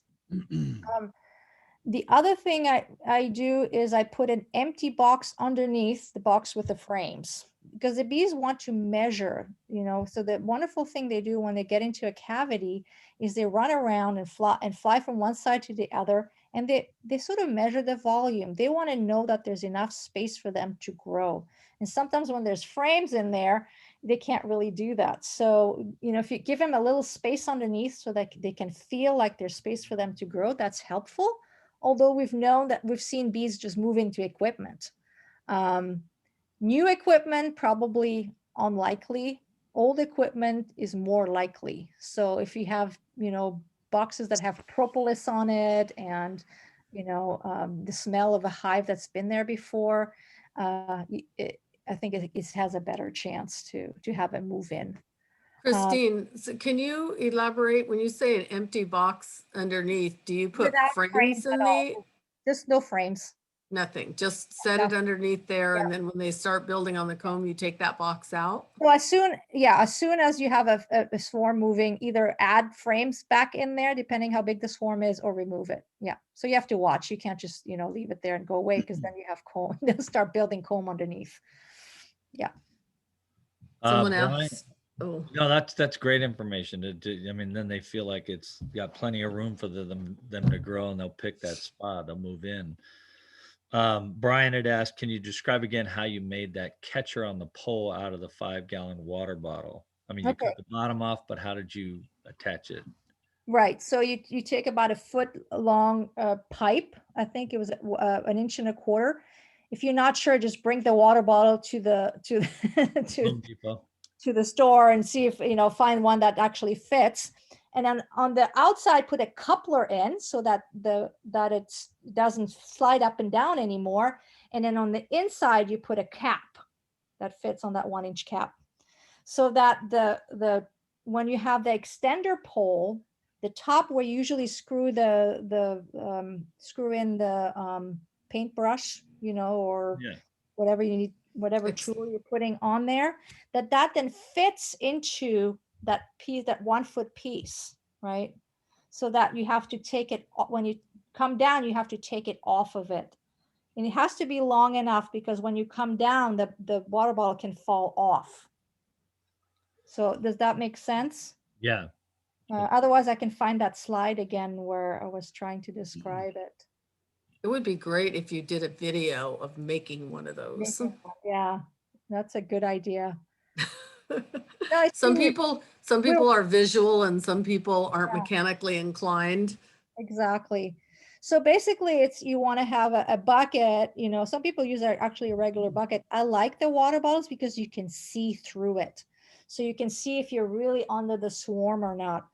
And a white bucket, it's really hard to see, but people have used those. The other thing about the water bottle is that you can actually put that pipe in there that then fits on top, or inside, the pole. Do you use a Dremel or something to cut the bottom of the water bottle off? Yeah, Dremel, or a saw. We've Is there a problem with jagged edges? Do you ever tape that or? so you can just take a little sandpaper Okay. and you sort of get those edges off. Yeah, sometimes you squish a couple of bees. Hopefully not the queen. Right. You have any more of those available for sale? Matter of fact, I do. I have probably like 10 of them left. I don't know if I can send them easily to you, but Where do you live? or maybe I send one to one of you and you guys can figure out how to make some for each other. Somebody's going to be going up there and picking up bees. Maybe, are you anywhere close to Oliveras? Where is he exactly? Well, Oliveras is where we're getting the bees from. Do you know what The town he's in? Is he close to Sacramento or? let's see, I don't know. Yesenia here, Maharo will be in Coulterville, she says. Maybe she can bring it down for us? Holterville? Where are you, I'm in Christine? Petaluma. I'm Oh, Petaluma. north of San Francisco. It says Olivares is in Glenn County. Let me see. Hi. My cousin lives in San Jose and I'm meeting her in Coulterville this weekend, Saturday, Sunday, Monday. So if someone can leave it with her in San Jose, she'll bring it to Coulterville and then I'll bring it back to Downey. I live in Downey. And I Right. live in Downey. Yeah. So So you're Joan, right? Oh, right, Joan. Yesenia. Yeah, Yeah. we're part of the same group. Yep. San Jose is a couple hours away. I think I'm better off sending it to somebody by mail than driving all the way through San Francisco. You know Oh. what, Christine, if you're gonna mail it, we'll talk about it after Okay, and then we'll just perfect. give you an address and you can, Perfect. that's awesome. We can even buy it from you and pay for shipping, I'm Yeah, sure. I'm more than happy to donate it to your It association. looks like the biggest city near Olivares is Chico. So they're even past Sacramento. Oh, wow. Yeah. So yeah, that's quite, yeah. So Christine, somebody asked, do you use Swarm Commander? I just bought Swarm Commander because we had a speaker rant and rave on it. And I had a swarm fly over my property and they weren't interested in my 5 traps with Swarm Commander. And I was like, I want my money back. But that swarm already had a destination. They had decided where they want to go. So I'm experimenting with Swarm Commander. When I smell it, it smells exactly like lemongrass oil. And so they may have put some other little things in there that are attractive to bees, but Swarm Commander is really expensive for what it is. Yeah. Lemongrass oil works just as well. And again, you just my use opinion, in a my- few drops, right? Don't Yes. overdo it. Exactly. Don't put a whole paper towel soaked in it because that will be a repellent rather than they're very sensitive to smell. So what we just had Tom Seeley talk to us about swarms, and what he said is that it's not going to make the swarm move in. It's going to attract them to investigate the swarm, right? It attracts them to that cavity, and they still need to measure and smell it and dance for it and recruit others to and then reach a quorum and choose that spot. So you just will attract the bees to start investigating. And Christine, I had the same question. I mean, if you have, some of those examples you had your nuke next to the, the area that was difficult to get to, and you said you just put drawn comb in there. Yeah.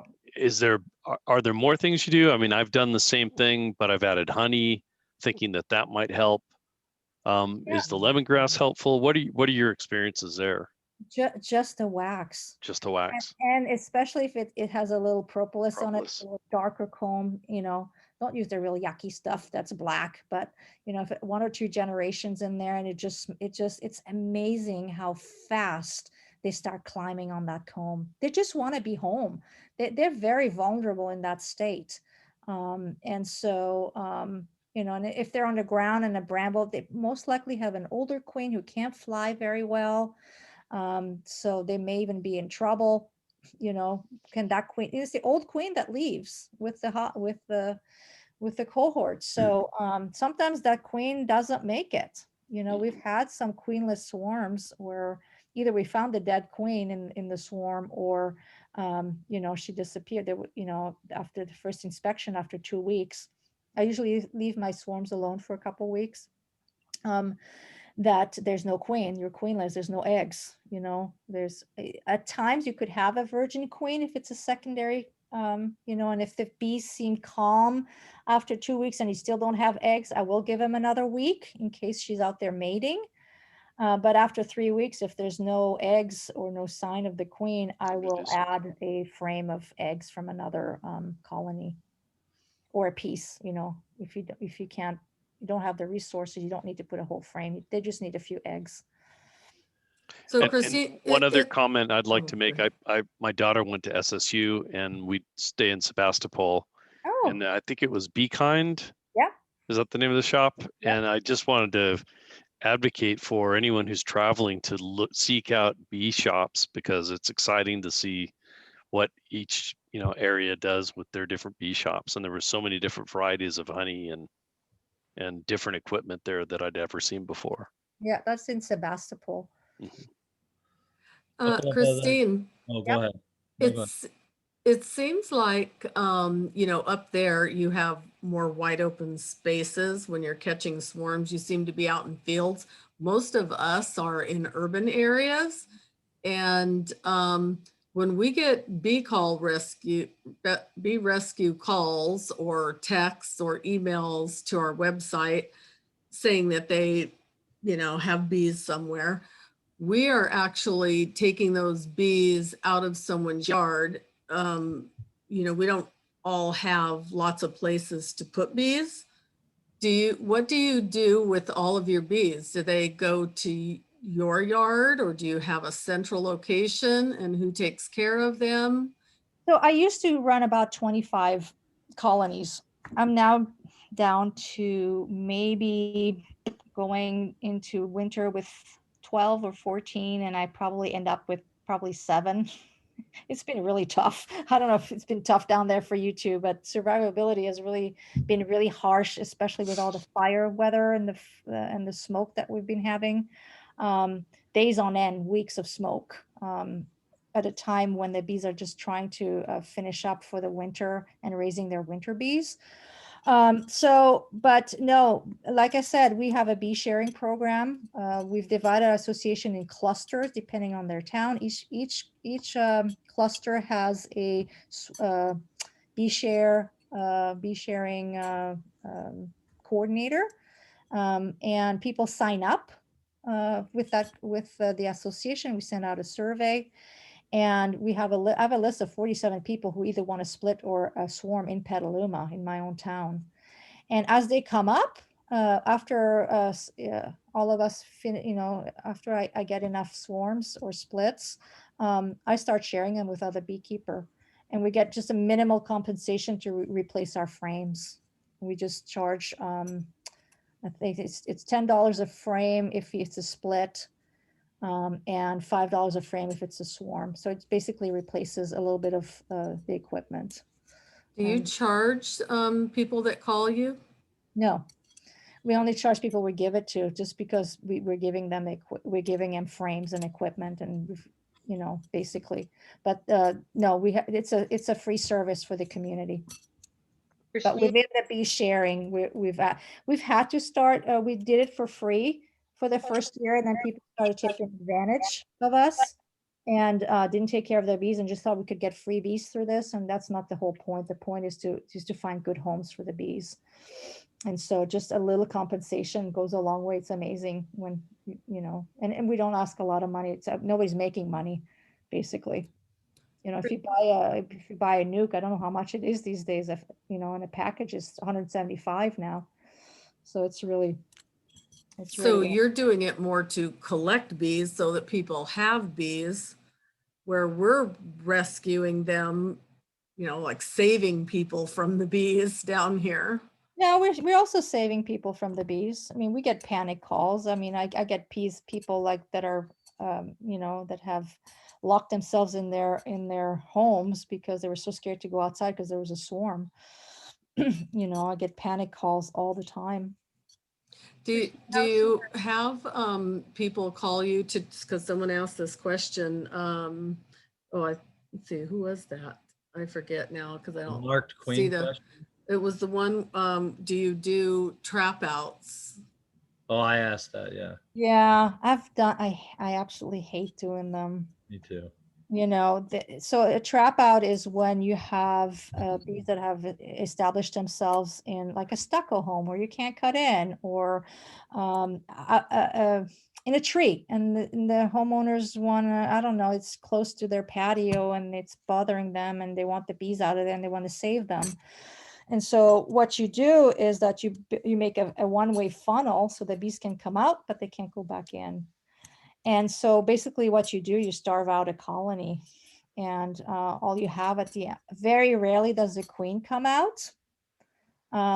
It's never happened to me. I've known people that said, yeah, they were lucky and they got the queen, but then you just have a bunch of foragers that you just take home, I guess, and reunite with another colony, and to have a dwindling colony inside. You still have the comb and everything inside, which can attract rats and things like that. So it's not ideal. Sometimes you don't have a choice, but I really don't like doing them. I don't know, but was it George? Was it you who asked that? Yeah, I had asked. Yeah. I think so. This is a question that I'm curious. What percentage of swarm calls do you get versus extraction calls? Because it seems like down here, maybe it's the congestion. I get 70% of my calls, 80% are extractions, 20% are swarms, 30% swarms. So it has shifted because we've become so much more organized. On our website, we have, every town has a list of beekeepers, and we have sent out postcards to all the tree companies, all the, everybody that could encounter, a swarm, a police station, fire station, they all know to call us. And by the amount of swarms that we catch, it really diminishes the amount of extractions that we get, but we get them. And there's maybe, a handful of people who do it professionally, and we usually refer them to those people. They just do that as a living. And they love doing it. They they work by themselves. They have their equipment, their BVACs and their earbuds, and they do their thing. Yeah, I think by being really out there, known by our community, and people now know who to call. I just put a notice on my next door saying, hey, here's 3 numbers of beekeepers you can call if you see a swarm, please call us. We have many beekeepers with empty hives and would love to, to have them. So networking, I think we have a lot less than we did in the past because of that. We're hiving them more than they're finding their own inappropriate places. Christine, how soon after you catch your swarm, you do your first mite count? So this is, you may not like me, but I'm treatment free. And so I do not do mite counts. And I work only with survivors. I do look at colony health. I have euthanized some really sick colonies, or I have requeened. I much rather go that route than using chemicals. So, and I've become, I've been able to become quite successful. I have surviving colonies every year, and they're amazing. They're amazing colonies. They come out of winter just booming, and they're happy. And every time they requeen, I have a new colony. So every time I know I have a new queen coming, I look at the broodness. I look at, how they're managing their mites. I know now what to look for. I know when a colony is crashing. I know when I have to interfere. And that's sort of hard for new beekeepers to know and have comparison for, because they don't have anything to gauge it from. But I've done it long enough that I can tell when a colony is in trouble. So, and yeah, it's controversial. There's a lot of discord between treatment free and and treatment. And so I don't always advertise that I'm treatment free, but I'm not a laissez-faire beekeeper. I'm an active bee. I am in my hives. I make sure I have a queen. I feel that we have more of a queen problem up here than a mite problem, especially if you just work with swarms and splits of survivor bees. I noticed that packaged bees, they don't do well with mites, and they're not bred to deal with the mites. And so you have to sort of to deal with a much higher mite count and deal with mite counts and medication and all that. So that's my 2 cents. Someone asked, where do you buy your rubber bands? I was just looking for the name. There's an extreme rubber band. They're really long. Staples has some, but they're in small packages and they're very expensive, but you can buy a whole box. And I was trying to find the name of it because I need more and I couldn't find it. But I think if you Google long rubber bands, you should be able to find them. I think this like extreme rubber band or something like that. If I find the name, can I give it to you and you can pass? Absolutely, yeah. We'll put it in our email or on the Facebook page or on our website. Yeah, that would be excellent. So someone else asked, Kurt asked, do you get swarms with marked queens? Not very often. Not very often. Most of this, actually very rarely. So, Sonoma County, we are sort of unusual association. We are very much leaning towards treatment-free and survival of the fittest, and so we have a lot of sort of feral and bees that have requeened themselves and are living. So we also have a guy who's rewilding colonies. He's hollowing trunks and attaching them to trees and letting bees move in and live in there for unattended. So we have quite, some interesting beekeepers who do different things. Yeah. What's great about our association is we have a little bit of both. We have people who just keep feral colonies, and we have commercial beekeepers that treat their colonies, and even homeowners, they treat theirs. but we have a lot of treatment-free beekeepers as well. And we all live happily together in Yes. our association. Everyone respects each here. other's. We try to educate each other and present the information. And basically people end up keeping bees the way they want to. But we do present both sides and both sides chime in, and we have a very happy association that way. Yeah, we also, we don't, vilify anybody either, and there's definitely this, I mean, there's disagreement whether feeding bees or not feeding bees, or, Right. anything in beekeeping can be controversial and Right. debated. Even equipment, what kind of equipment, Right. Deep boxes versus medium boxes. cars versus Juarez versus Langs versus, so, Right. I teach beekeeping. My business, my main business is professional mentoring. So I mean people, in people's hives all the time, all day long, every day. And people are all over the place.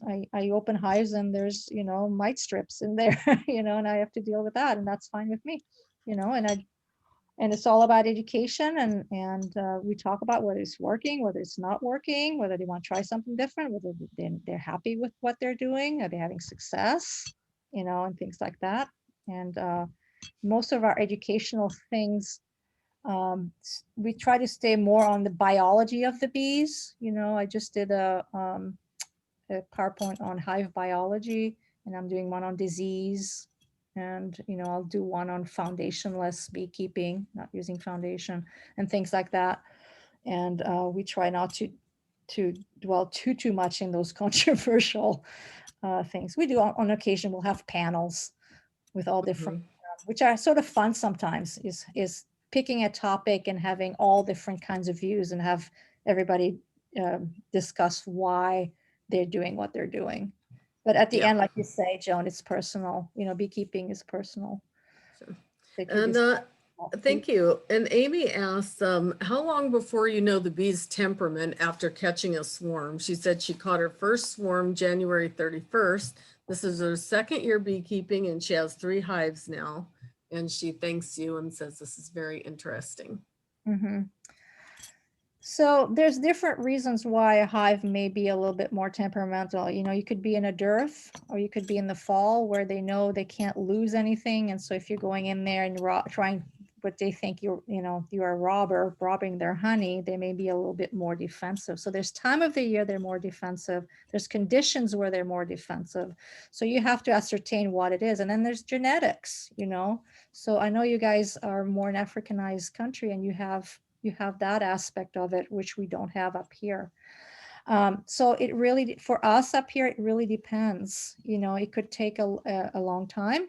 When I come across a colony that's ornery, I give it like 3 chances. If I'm in there 3 times and they're just unworkable, it's not fun to be in there.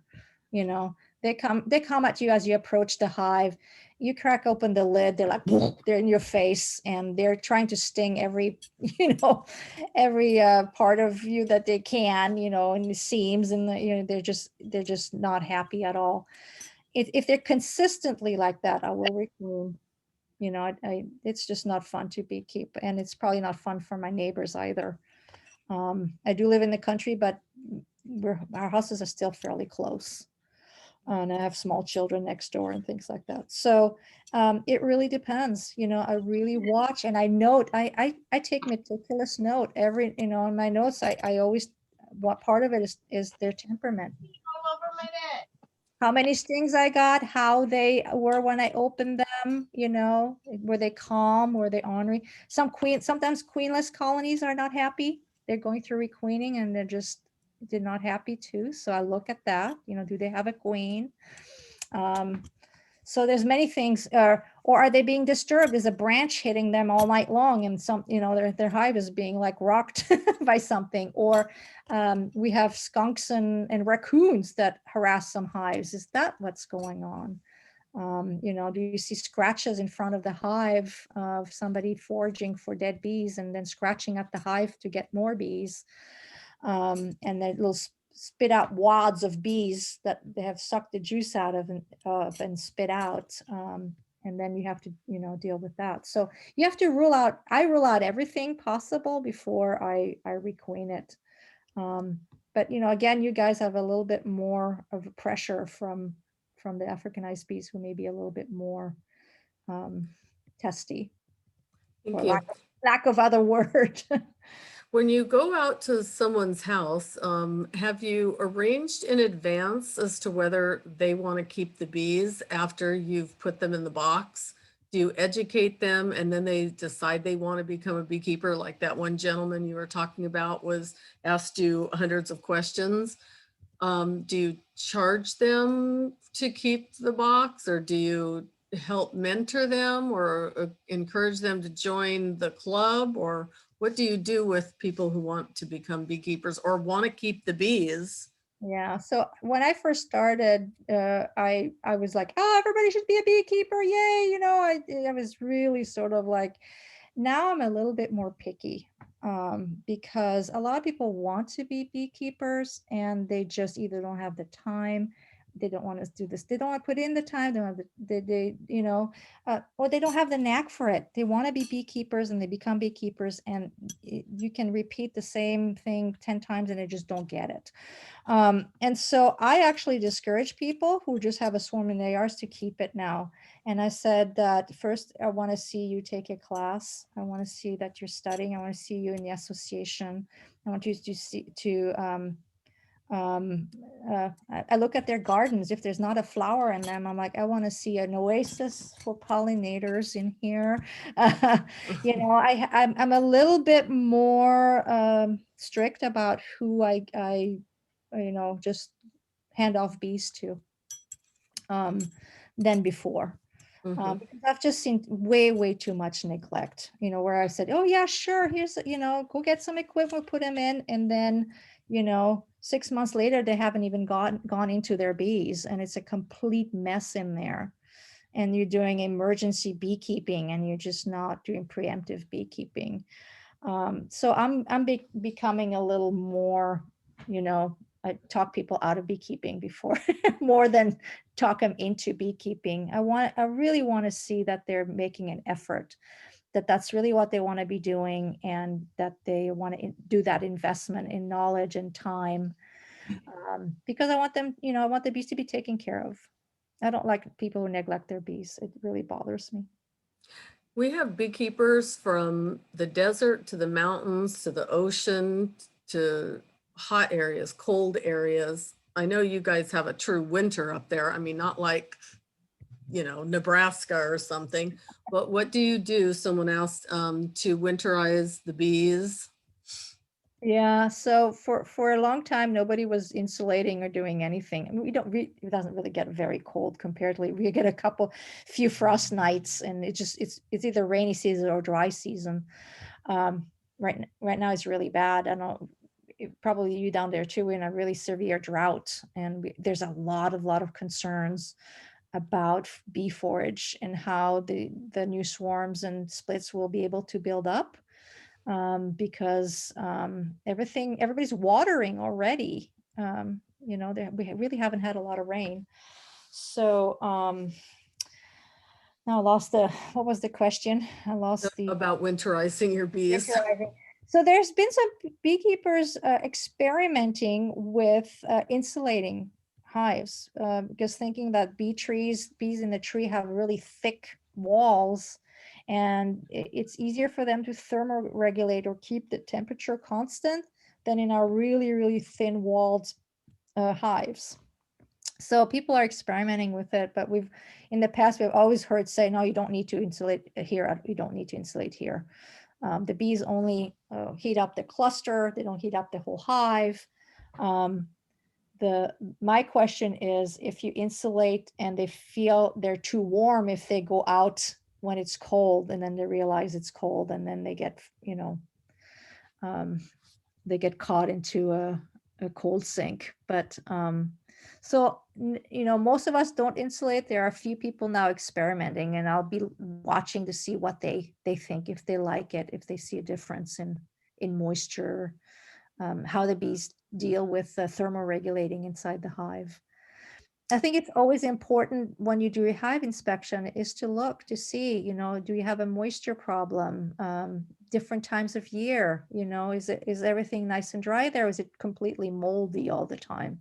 Is your hive in the right location? You know, there are places, even in my own yard, there's microclimates in my own yard. The first year I put my bees total wrong place, perfect for summer, for spring and summer, terrible for winter.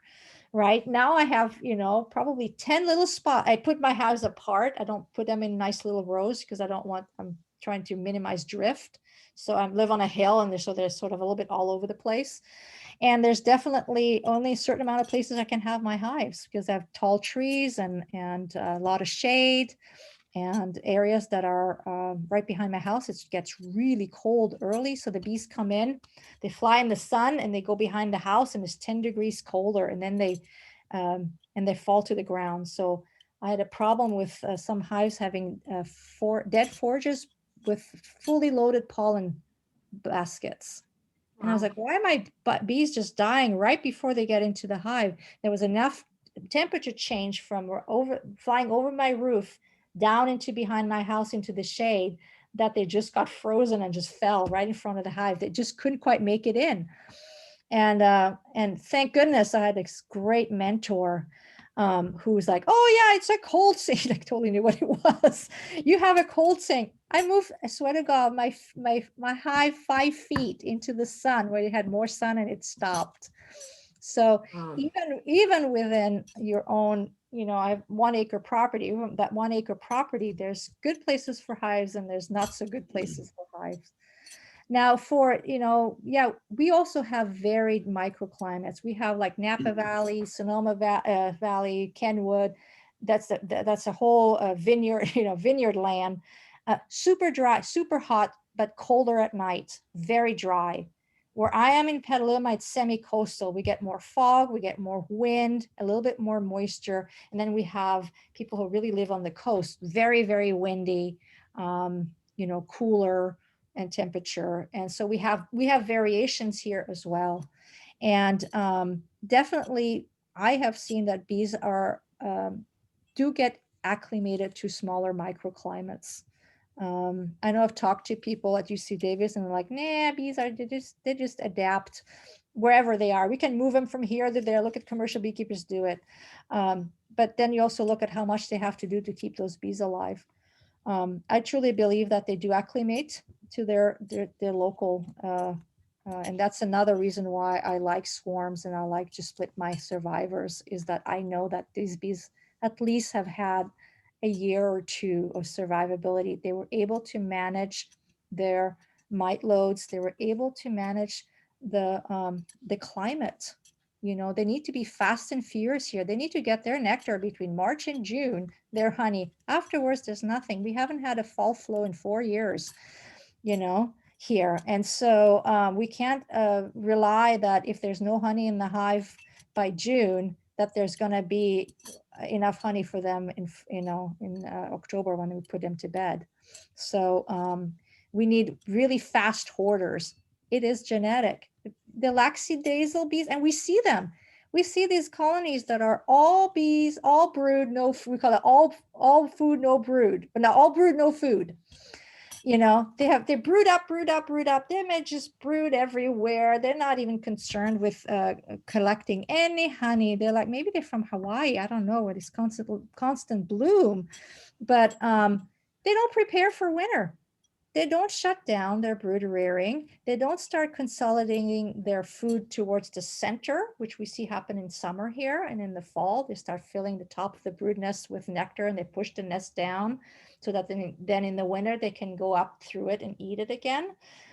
They don't follow the cues of the season. I don't want those bees. They don't make it anyway. They're enormous by fall comes, and then in 2 weeks, they're gone. They crash. I like the bees that know to conserve. They start shrinking their colonies. So do you ever feed your bees? Rarely. Is it just you, or is that general practice? I think it's all over the place. You know, I'm pretty sort of on the survival of the fittest. I want strong bees um, I've read enough research that on how sugar water can affect their biome and consequently their health. And so there's nothing better than fresh food with vitamins and lipids and phytochemicals out there. So the problem is, as we get more and more into these droughts, people are feeding their bees more and more here, where in the past we didn't have to. There was plenty of forage and we had fall flows. So even if the bees didn't have much by the end of summer, through the summer dearth, by the end of fall, they filled up their brood nests, at least with nectar, and had enough for winter. We don't see that much anymore. So time will tell here. I might be ending up having to feed this year because this is really severe, the drought. I mean, a lot of my plants aren't looking very good already. So things that bloom abundantly aren't blooming abundantly. So we'll see. I'm not going to let my bees starve, but I try to manage my bees so that they, I don't make them, sometimes I manage their space. If they're a small colony, I don't make them go flat, squat. I want them to go up narrow, right? So that they can have enough space on top to put food. And then when they break cluster, they don't have to go far. They don't have to go all the way to the 10th frame when they're little to get honey. They're compact, tall and narrow when they're small. So I try to manage my bees in a way that I don't have to feed, if that makes any sense. That's interesting. No one ever talks about that. Maybe describe that a little bit clearer so the beginners kind of understand that. Right. So the regular equipment has 10 frames, right? It's very squat. Bees in a tree on average have maybe 6 combs, in a natural environment. And for some reason, the typical equipment is very big and squat. It's probably for our own benefit, because bigger hives make more bees, and we know that large colony makes more honey than smaller colonies. And so when you look at the natural organization of nests in the wild and what we offer our bees, it's very different. And so I try to mitigate as much as I can to mimic, right? I keep to small entrances. I don't ever open my entire hive. I do open it a little bit according to traffic. I modified my bottom board so I have sliding doors. Because I figure in a bee tree, nobody's opening the door and closing the door all the time, and things like that. I'm experimenting with really tall frames, so there's an uninterrupted brood nest. So I'm not breaking my hive apart vertically and horizontally. I'm only doing it vertically. And so I can see the entire organization of the nest on one frame. So I don't have to look at every single frame and disrupt the nest. So I try to do things to manage my bees in a way to mimic as much as I can what's going on in their natural environment. Of course, there's limitation, right? So if you took your swarm and you put it in a 10 frame box, but only used maybe 5 or 6 frames in the bottom box, and used the 2 follower boards on either end, which are solid boards, and the nest was growing, would you put a second box on top with 2 follower boards with 6 frames?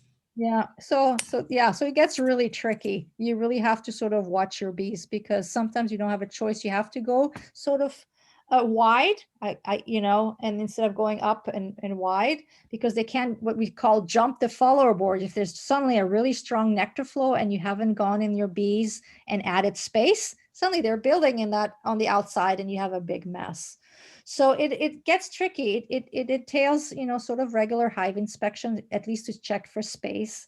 It entails being aware of how, how fast your colony is growing, what's going on in the hive. And that's by looking at brood. If you have tons and tons and tons of eggs, well, guess what you're going to have in 21 days, you're going to have tons and tons of foragers, or I mean, nurse bees, right? Or house bees. And so you have to sort of look at the future of your hive by looking at what is being raised. If you see very few eggs, then maybe your hive is shrinking for some reason. Well, are they requeening? Is it the time of year where they're shrinking and things like that? So I try to manage space within the space the best I can. Sometimes I do have very big hives, and they're very wide, and I do use all 8 frames. And then in the fall, I try to get them through winter very tall and narrow. As soon as they stop using those side frames, they come out. If there's no honey on top, there's the honey on the side, I will add a super and put the honey on top of their heads and shrink the hive again, tall and narrow. So when they overwinter, they can just move into their honey stores. So I do things, that sort of management. I know it's hard for new beekeepers to understand, because all the books say is, okay, you just plop down a super when they're 3/4 full, you just plop up the next one, and then when that's 3/4 full, you plop up the next one, right? And that's not, I've found that that doesn't work for me. I want to manage the space for the bees. The other thing is that I don't know about you guys, but we're starting to really have problems with hive beetles. They're really ramping. It took a while for them to get here. We used to see onesies and twosies, and now we're seeing a lot more.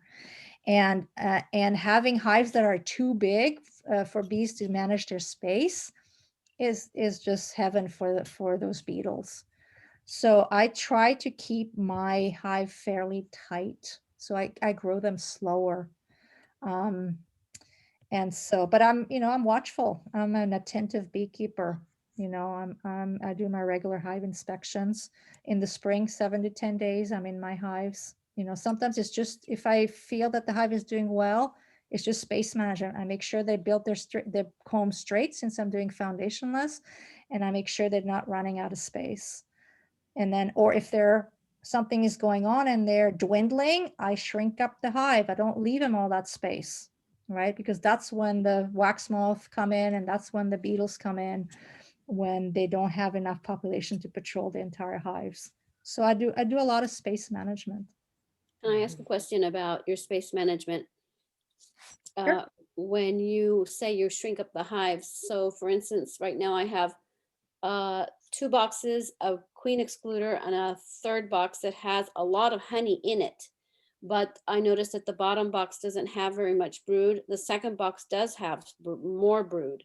So to shrink up, would you take the bottom box that doesn't have much brood and just put the frames that have brood into the 2nd box and pull that 1st box out, so you only have 2 boxes? Do you follow that? Yeah, I follow that. I don't use queen excluders. So it's a little hard for me to answer your question, because that's something I don't do. I let the bees make their own queen excluder.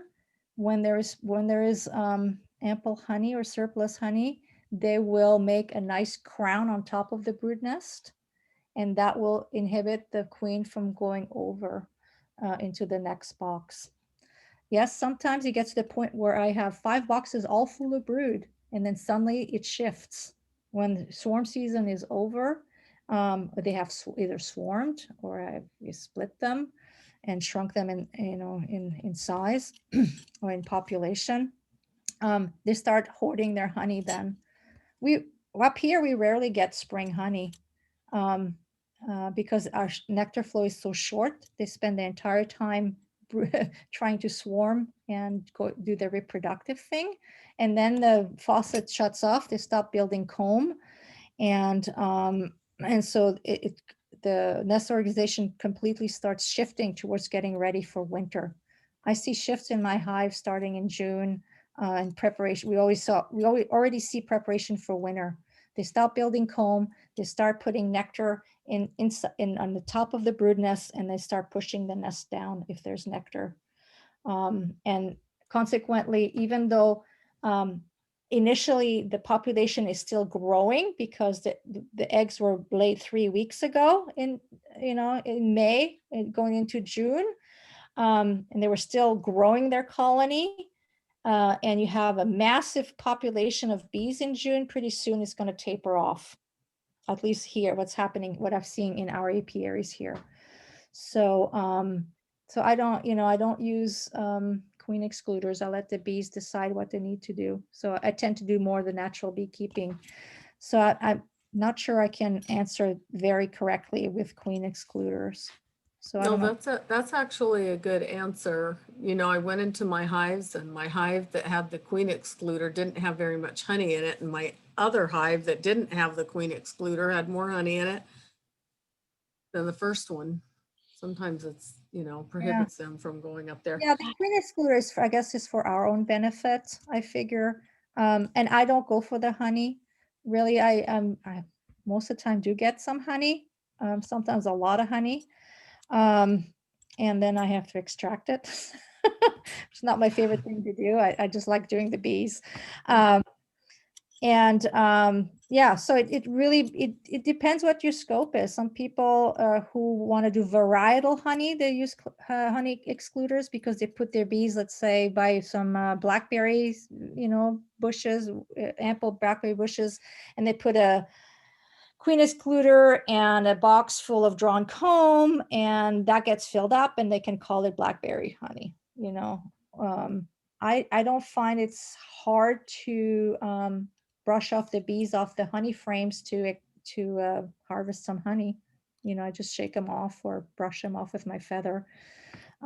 Sometimes I only take 1 or 2 frames out of a hive because I always want to leave what I think they need. I don't take anything more than 35 pounds or before I get 35 pounds because I don't know what the summer's going to be like or fall these days because we don't get a fall flow. So I'll leave everything in unless I have a crazy honey hoarding colony.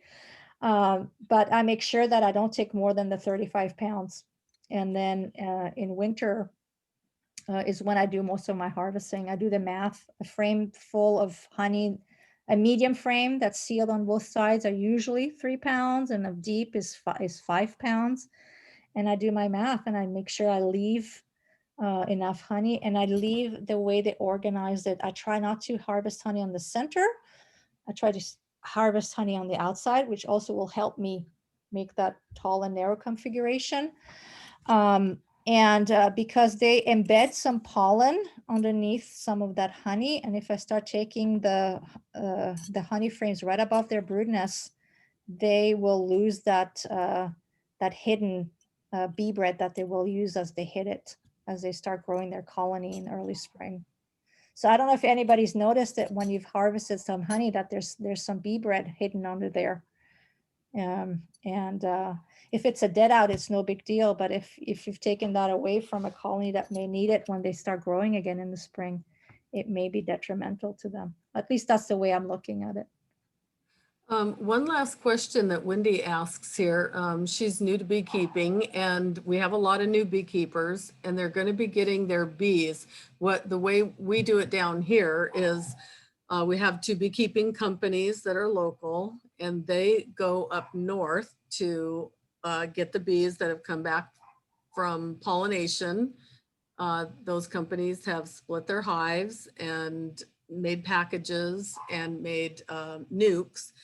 And because our new beekeepers probably will enjoy beekeeping more with docile bees compared to the Africanized bees, it's easier for them. So those bees are going to come down here and they're going to be getting their packages. It's very similar, I guess, to catching a swarm. So Wendy wants to know is she's getting her 3 pounds of bees and she's going to be putting them in brand new boxes. Is there anything special she needs to do to her boxes to prepare? Do you put like a frame of honey in, or do you add anything? When I was doing packages, I don't do packages anymore now because I get plenty of swarms and split my own hives. But when I didn't do anything special to prepare the boxes. They will, because they have their queen with them, they will usually stay. Every blue moon a colony leaves, but most of the time they stay because they have they've acclimated to their queen, and then you release the queen, or they release the queen, and the queen starts laying, and then they stay put and start building their nest. So you never add a frame of honey? The only difference between, yeah, you can actually, if you have honey from another hive, as long as you know it's from it came from a healthy hive, you can use honey to give to them, but most people feed them sugar water because they don't have access to honey. Or, if it's honey from a dead out or something like that, you don't know if you're contaminating that new hive with something. And so most people then just feed sugar syrup because it's sterile. It doesn't have the nutrition of honey, of course, but it will help them build the comb, because a package bees from a package are not primed like a swarm is to build comb, to start a new nest. They're prepared for days before swarming to start gorging and priming themselves for that flight. Packages are just 3 pounds of bees that were put in a funnel from all different hives until they have 3 pounds. A queen comes from a queen breeder, is stuck in there. They're not related. They have to acclimate themselves. Watch for requeening with packages. I've seen a lot of packages requeen their queen. Partly it might be because they're not related. Partly could be because it's quite a journey from a queen to come from a queen breeder into a package. And so the bees may sense that something, that they have a stressed individual in there, and they want to make a new queen. So it's not unusual to see packaged bees requeen. So don't be afraid of it. Let the bees do it. Watch the process. Let them do it. Leave them alone for a while so they can do it. Well, Christine, this was an awesome presentation. I think we've asked all the questions in the chat box in a roundabout way. And I realize it's a little bit different. You're going out and getting bees, and here we have to go out and make a bigger effort to find docile bees. So that's definitely different. Yeah, it is different, but we're all still beekeepers, and we still have to keep the bees. So, and I think as you become more experienced, you will have less fear of the bees, right? And some of you may even develop immunity from stings, so it's going to be less daunting and less, there's a lot less. You'd be willing to experiment a lot more and trying new things, or maybe finding out apiaries where you can have those bees that are maybe a little bit more, defensive, but they're great survivors and actually are good at producing honey, if that's what your scope is, right? So as you get more and more experience, things will become easier, and the fear will start going away if you stick with it. And sort of welcome the sting sometimes rather than being afraid of them. There's a lot of medicine in there that people don't realize.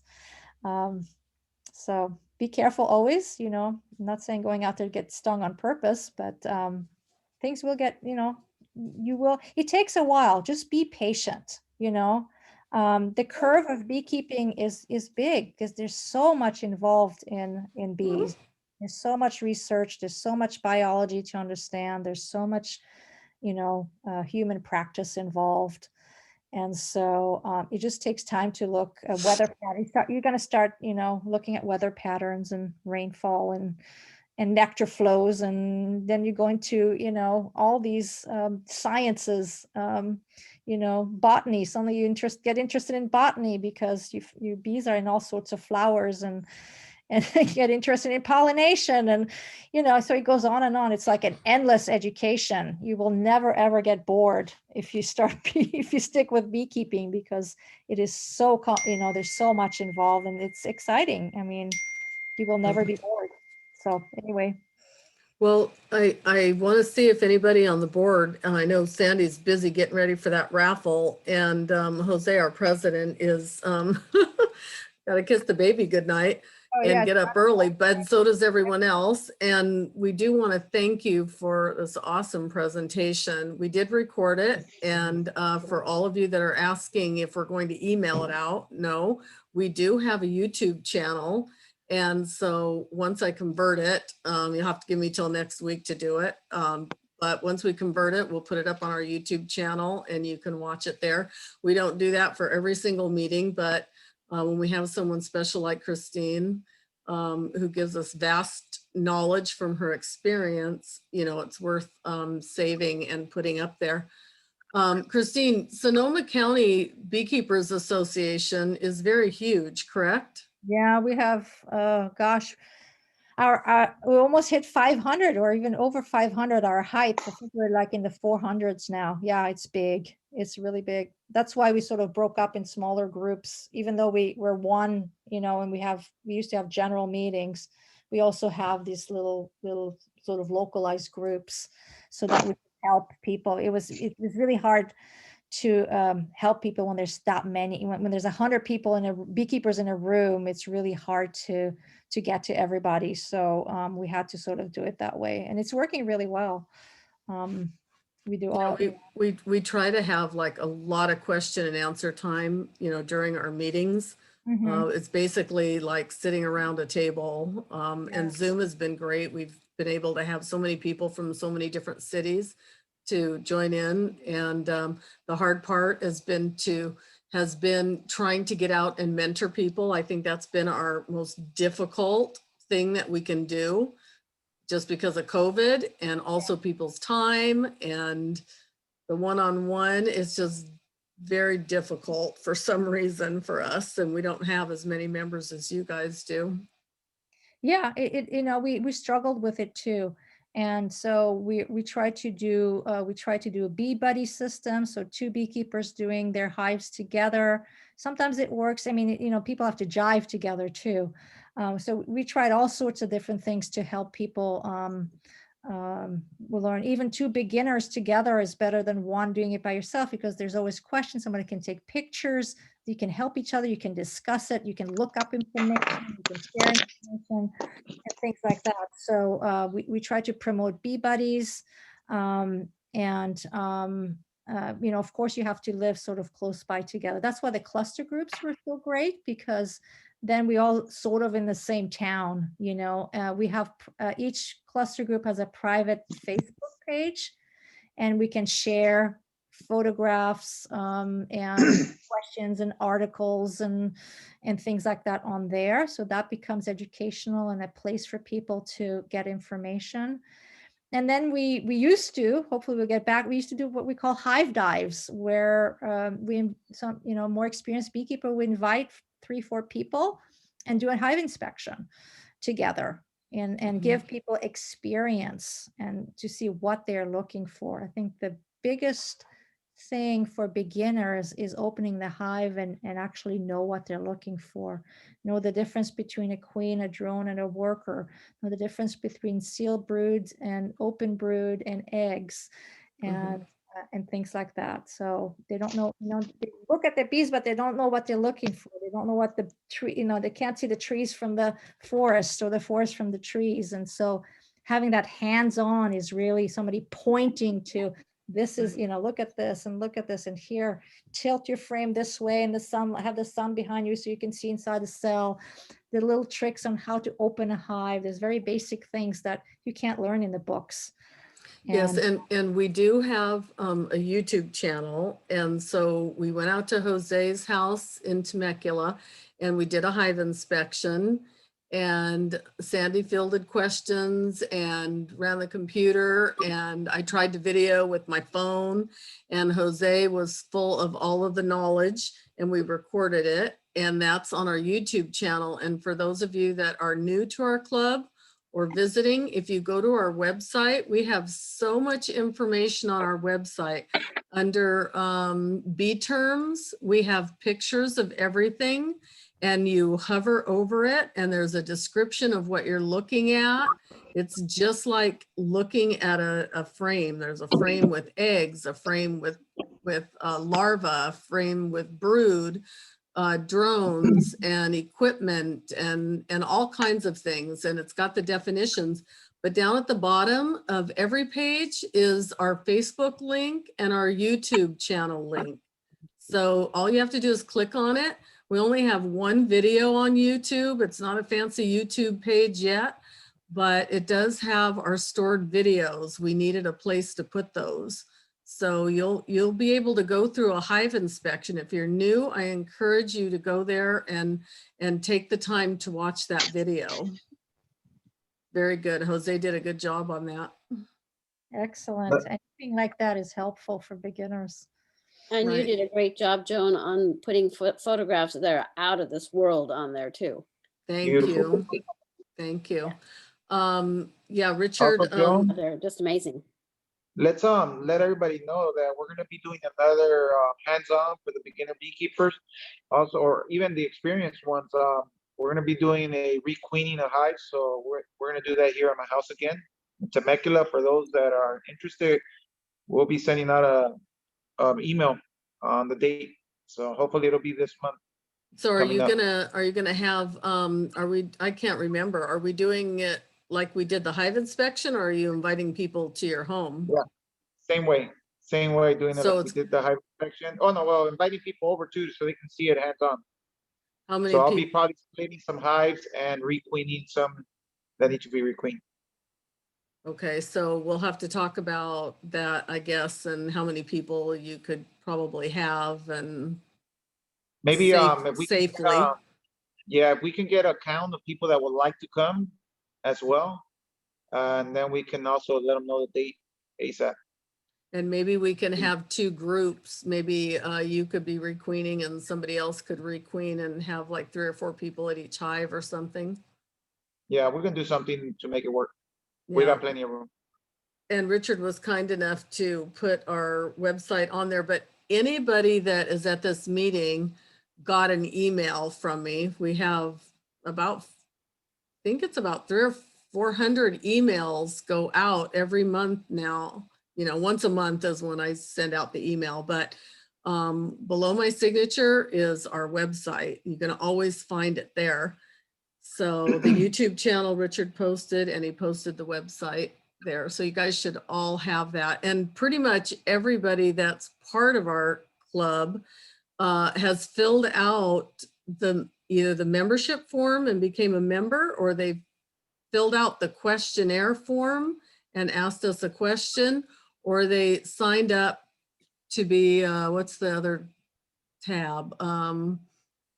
One is to become a member and the other one is if they wanted, I think, a newsletter. Well, we call it a newsletter, but really it's just joining the mailing list. But for those of you that have said that you became part of our organization or you joined our organization, you know, we have a very inexpensive membership fee. It's $20. We appreciate you actually becoming a member. And that helps us provide speakers and pay for our website and the other things that we need to pay for. And so, you know, join our actual club, you know, actually, you know, send your Venmo payment in or your check to the PO box or whatever. Just filling out the email list, you're just on the email, you're technically not a member. So that's just a plug to get your membership paid. Yes. Yes, since I already paid my $20, what else do I need? I'm a brand new member, so. Yeah, that's it. That's all you need. You know, it's a little bit harder because of COVID, but your $20 went a little bit further when we met in person. Because what we're trying to do is the classes that we have, we're trying to make them free for people who are members. Getting the classes has been the hard part, but we always had a big Christmas party and you were, you know, fed for free at the Christmas party. We had huge raffle prizes, donations from a lot of people, hundreds and hundreds of dollars worth of raffle prizes. This year's our 40th anniversary. We were going to have a big 40th anniversary celebration and a big barbecue and a park. And we had all kinds of plans, but still belonging to the organization and You know, it's just hard to say what your $20 is going to get you this year. Next year, you know, it may get you more, hopefully. That's all we can Well, hope for. Joan, let's mention that even if they take one of the classes that we're gonna be doing hands-on, that class is well worth more than $20. So they're getting their is. money's worth by coming down to one of those classes. It is, because you know, we would charge $25 or something like that for a class. And so your $20 would have covered that. If we actually have the class in person and you come down, it won't be free for everyone that's not a member. So once we have an in-person thing, it'll be free for members. All right, so should we do the raffle now? Because I'm pretty sure a lot of people gotta go. Yeah, we're waiting for the people raffle. have to go, and I just want to confirm who I've got tickets for. I have Jenny Hernandez, Kurt, how do you say your name? McCallaghy? John Bart? Yeah, Tree, Jose, Brian Kwan, Amy Dolam, George Davidson, and Jay Perez. There anybody else that bought opportunity drawing tickets? Did you get my $100 IOU? Not Yeah, yet. Oh, okay. Sorry, Richard. Hey, you and Carl are in competition for the longest beard. What's going on with that? Yeah. I can't find my barber. Okay, so if that's who we have, let me see here. I need to do a screen share, I think. Let me do this. Shuffle. Okay, so let me go back. Here's my little thing. Share screen. Okay.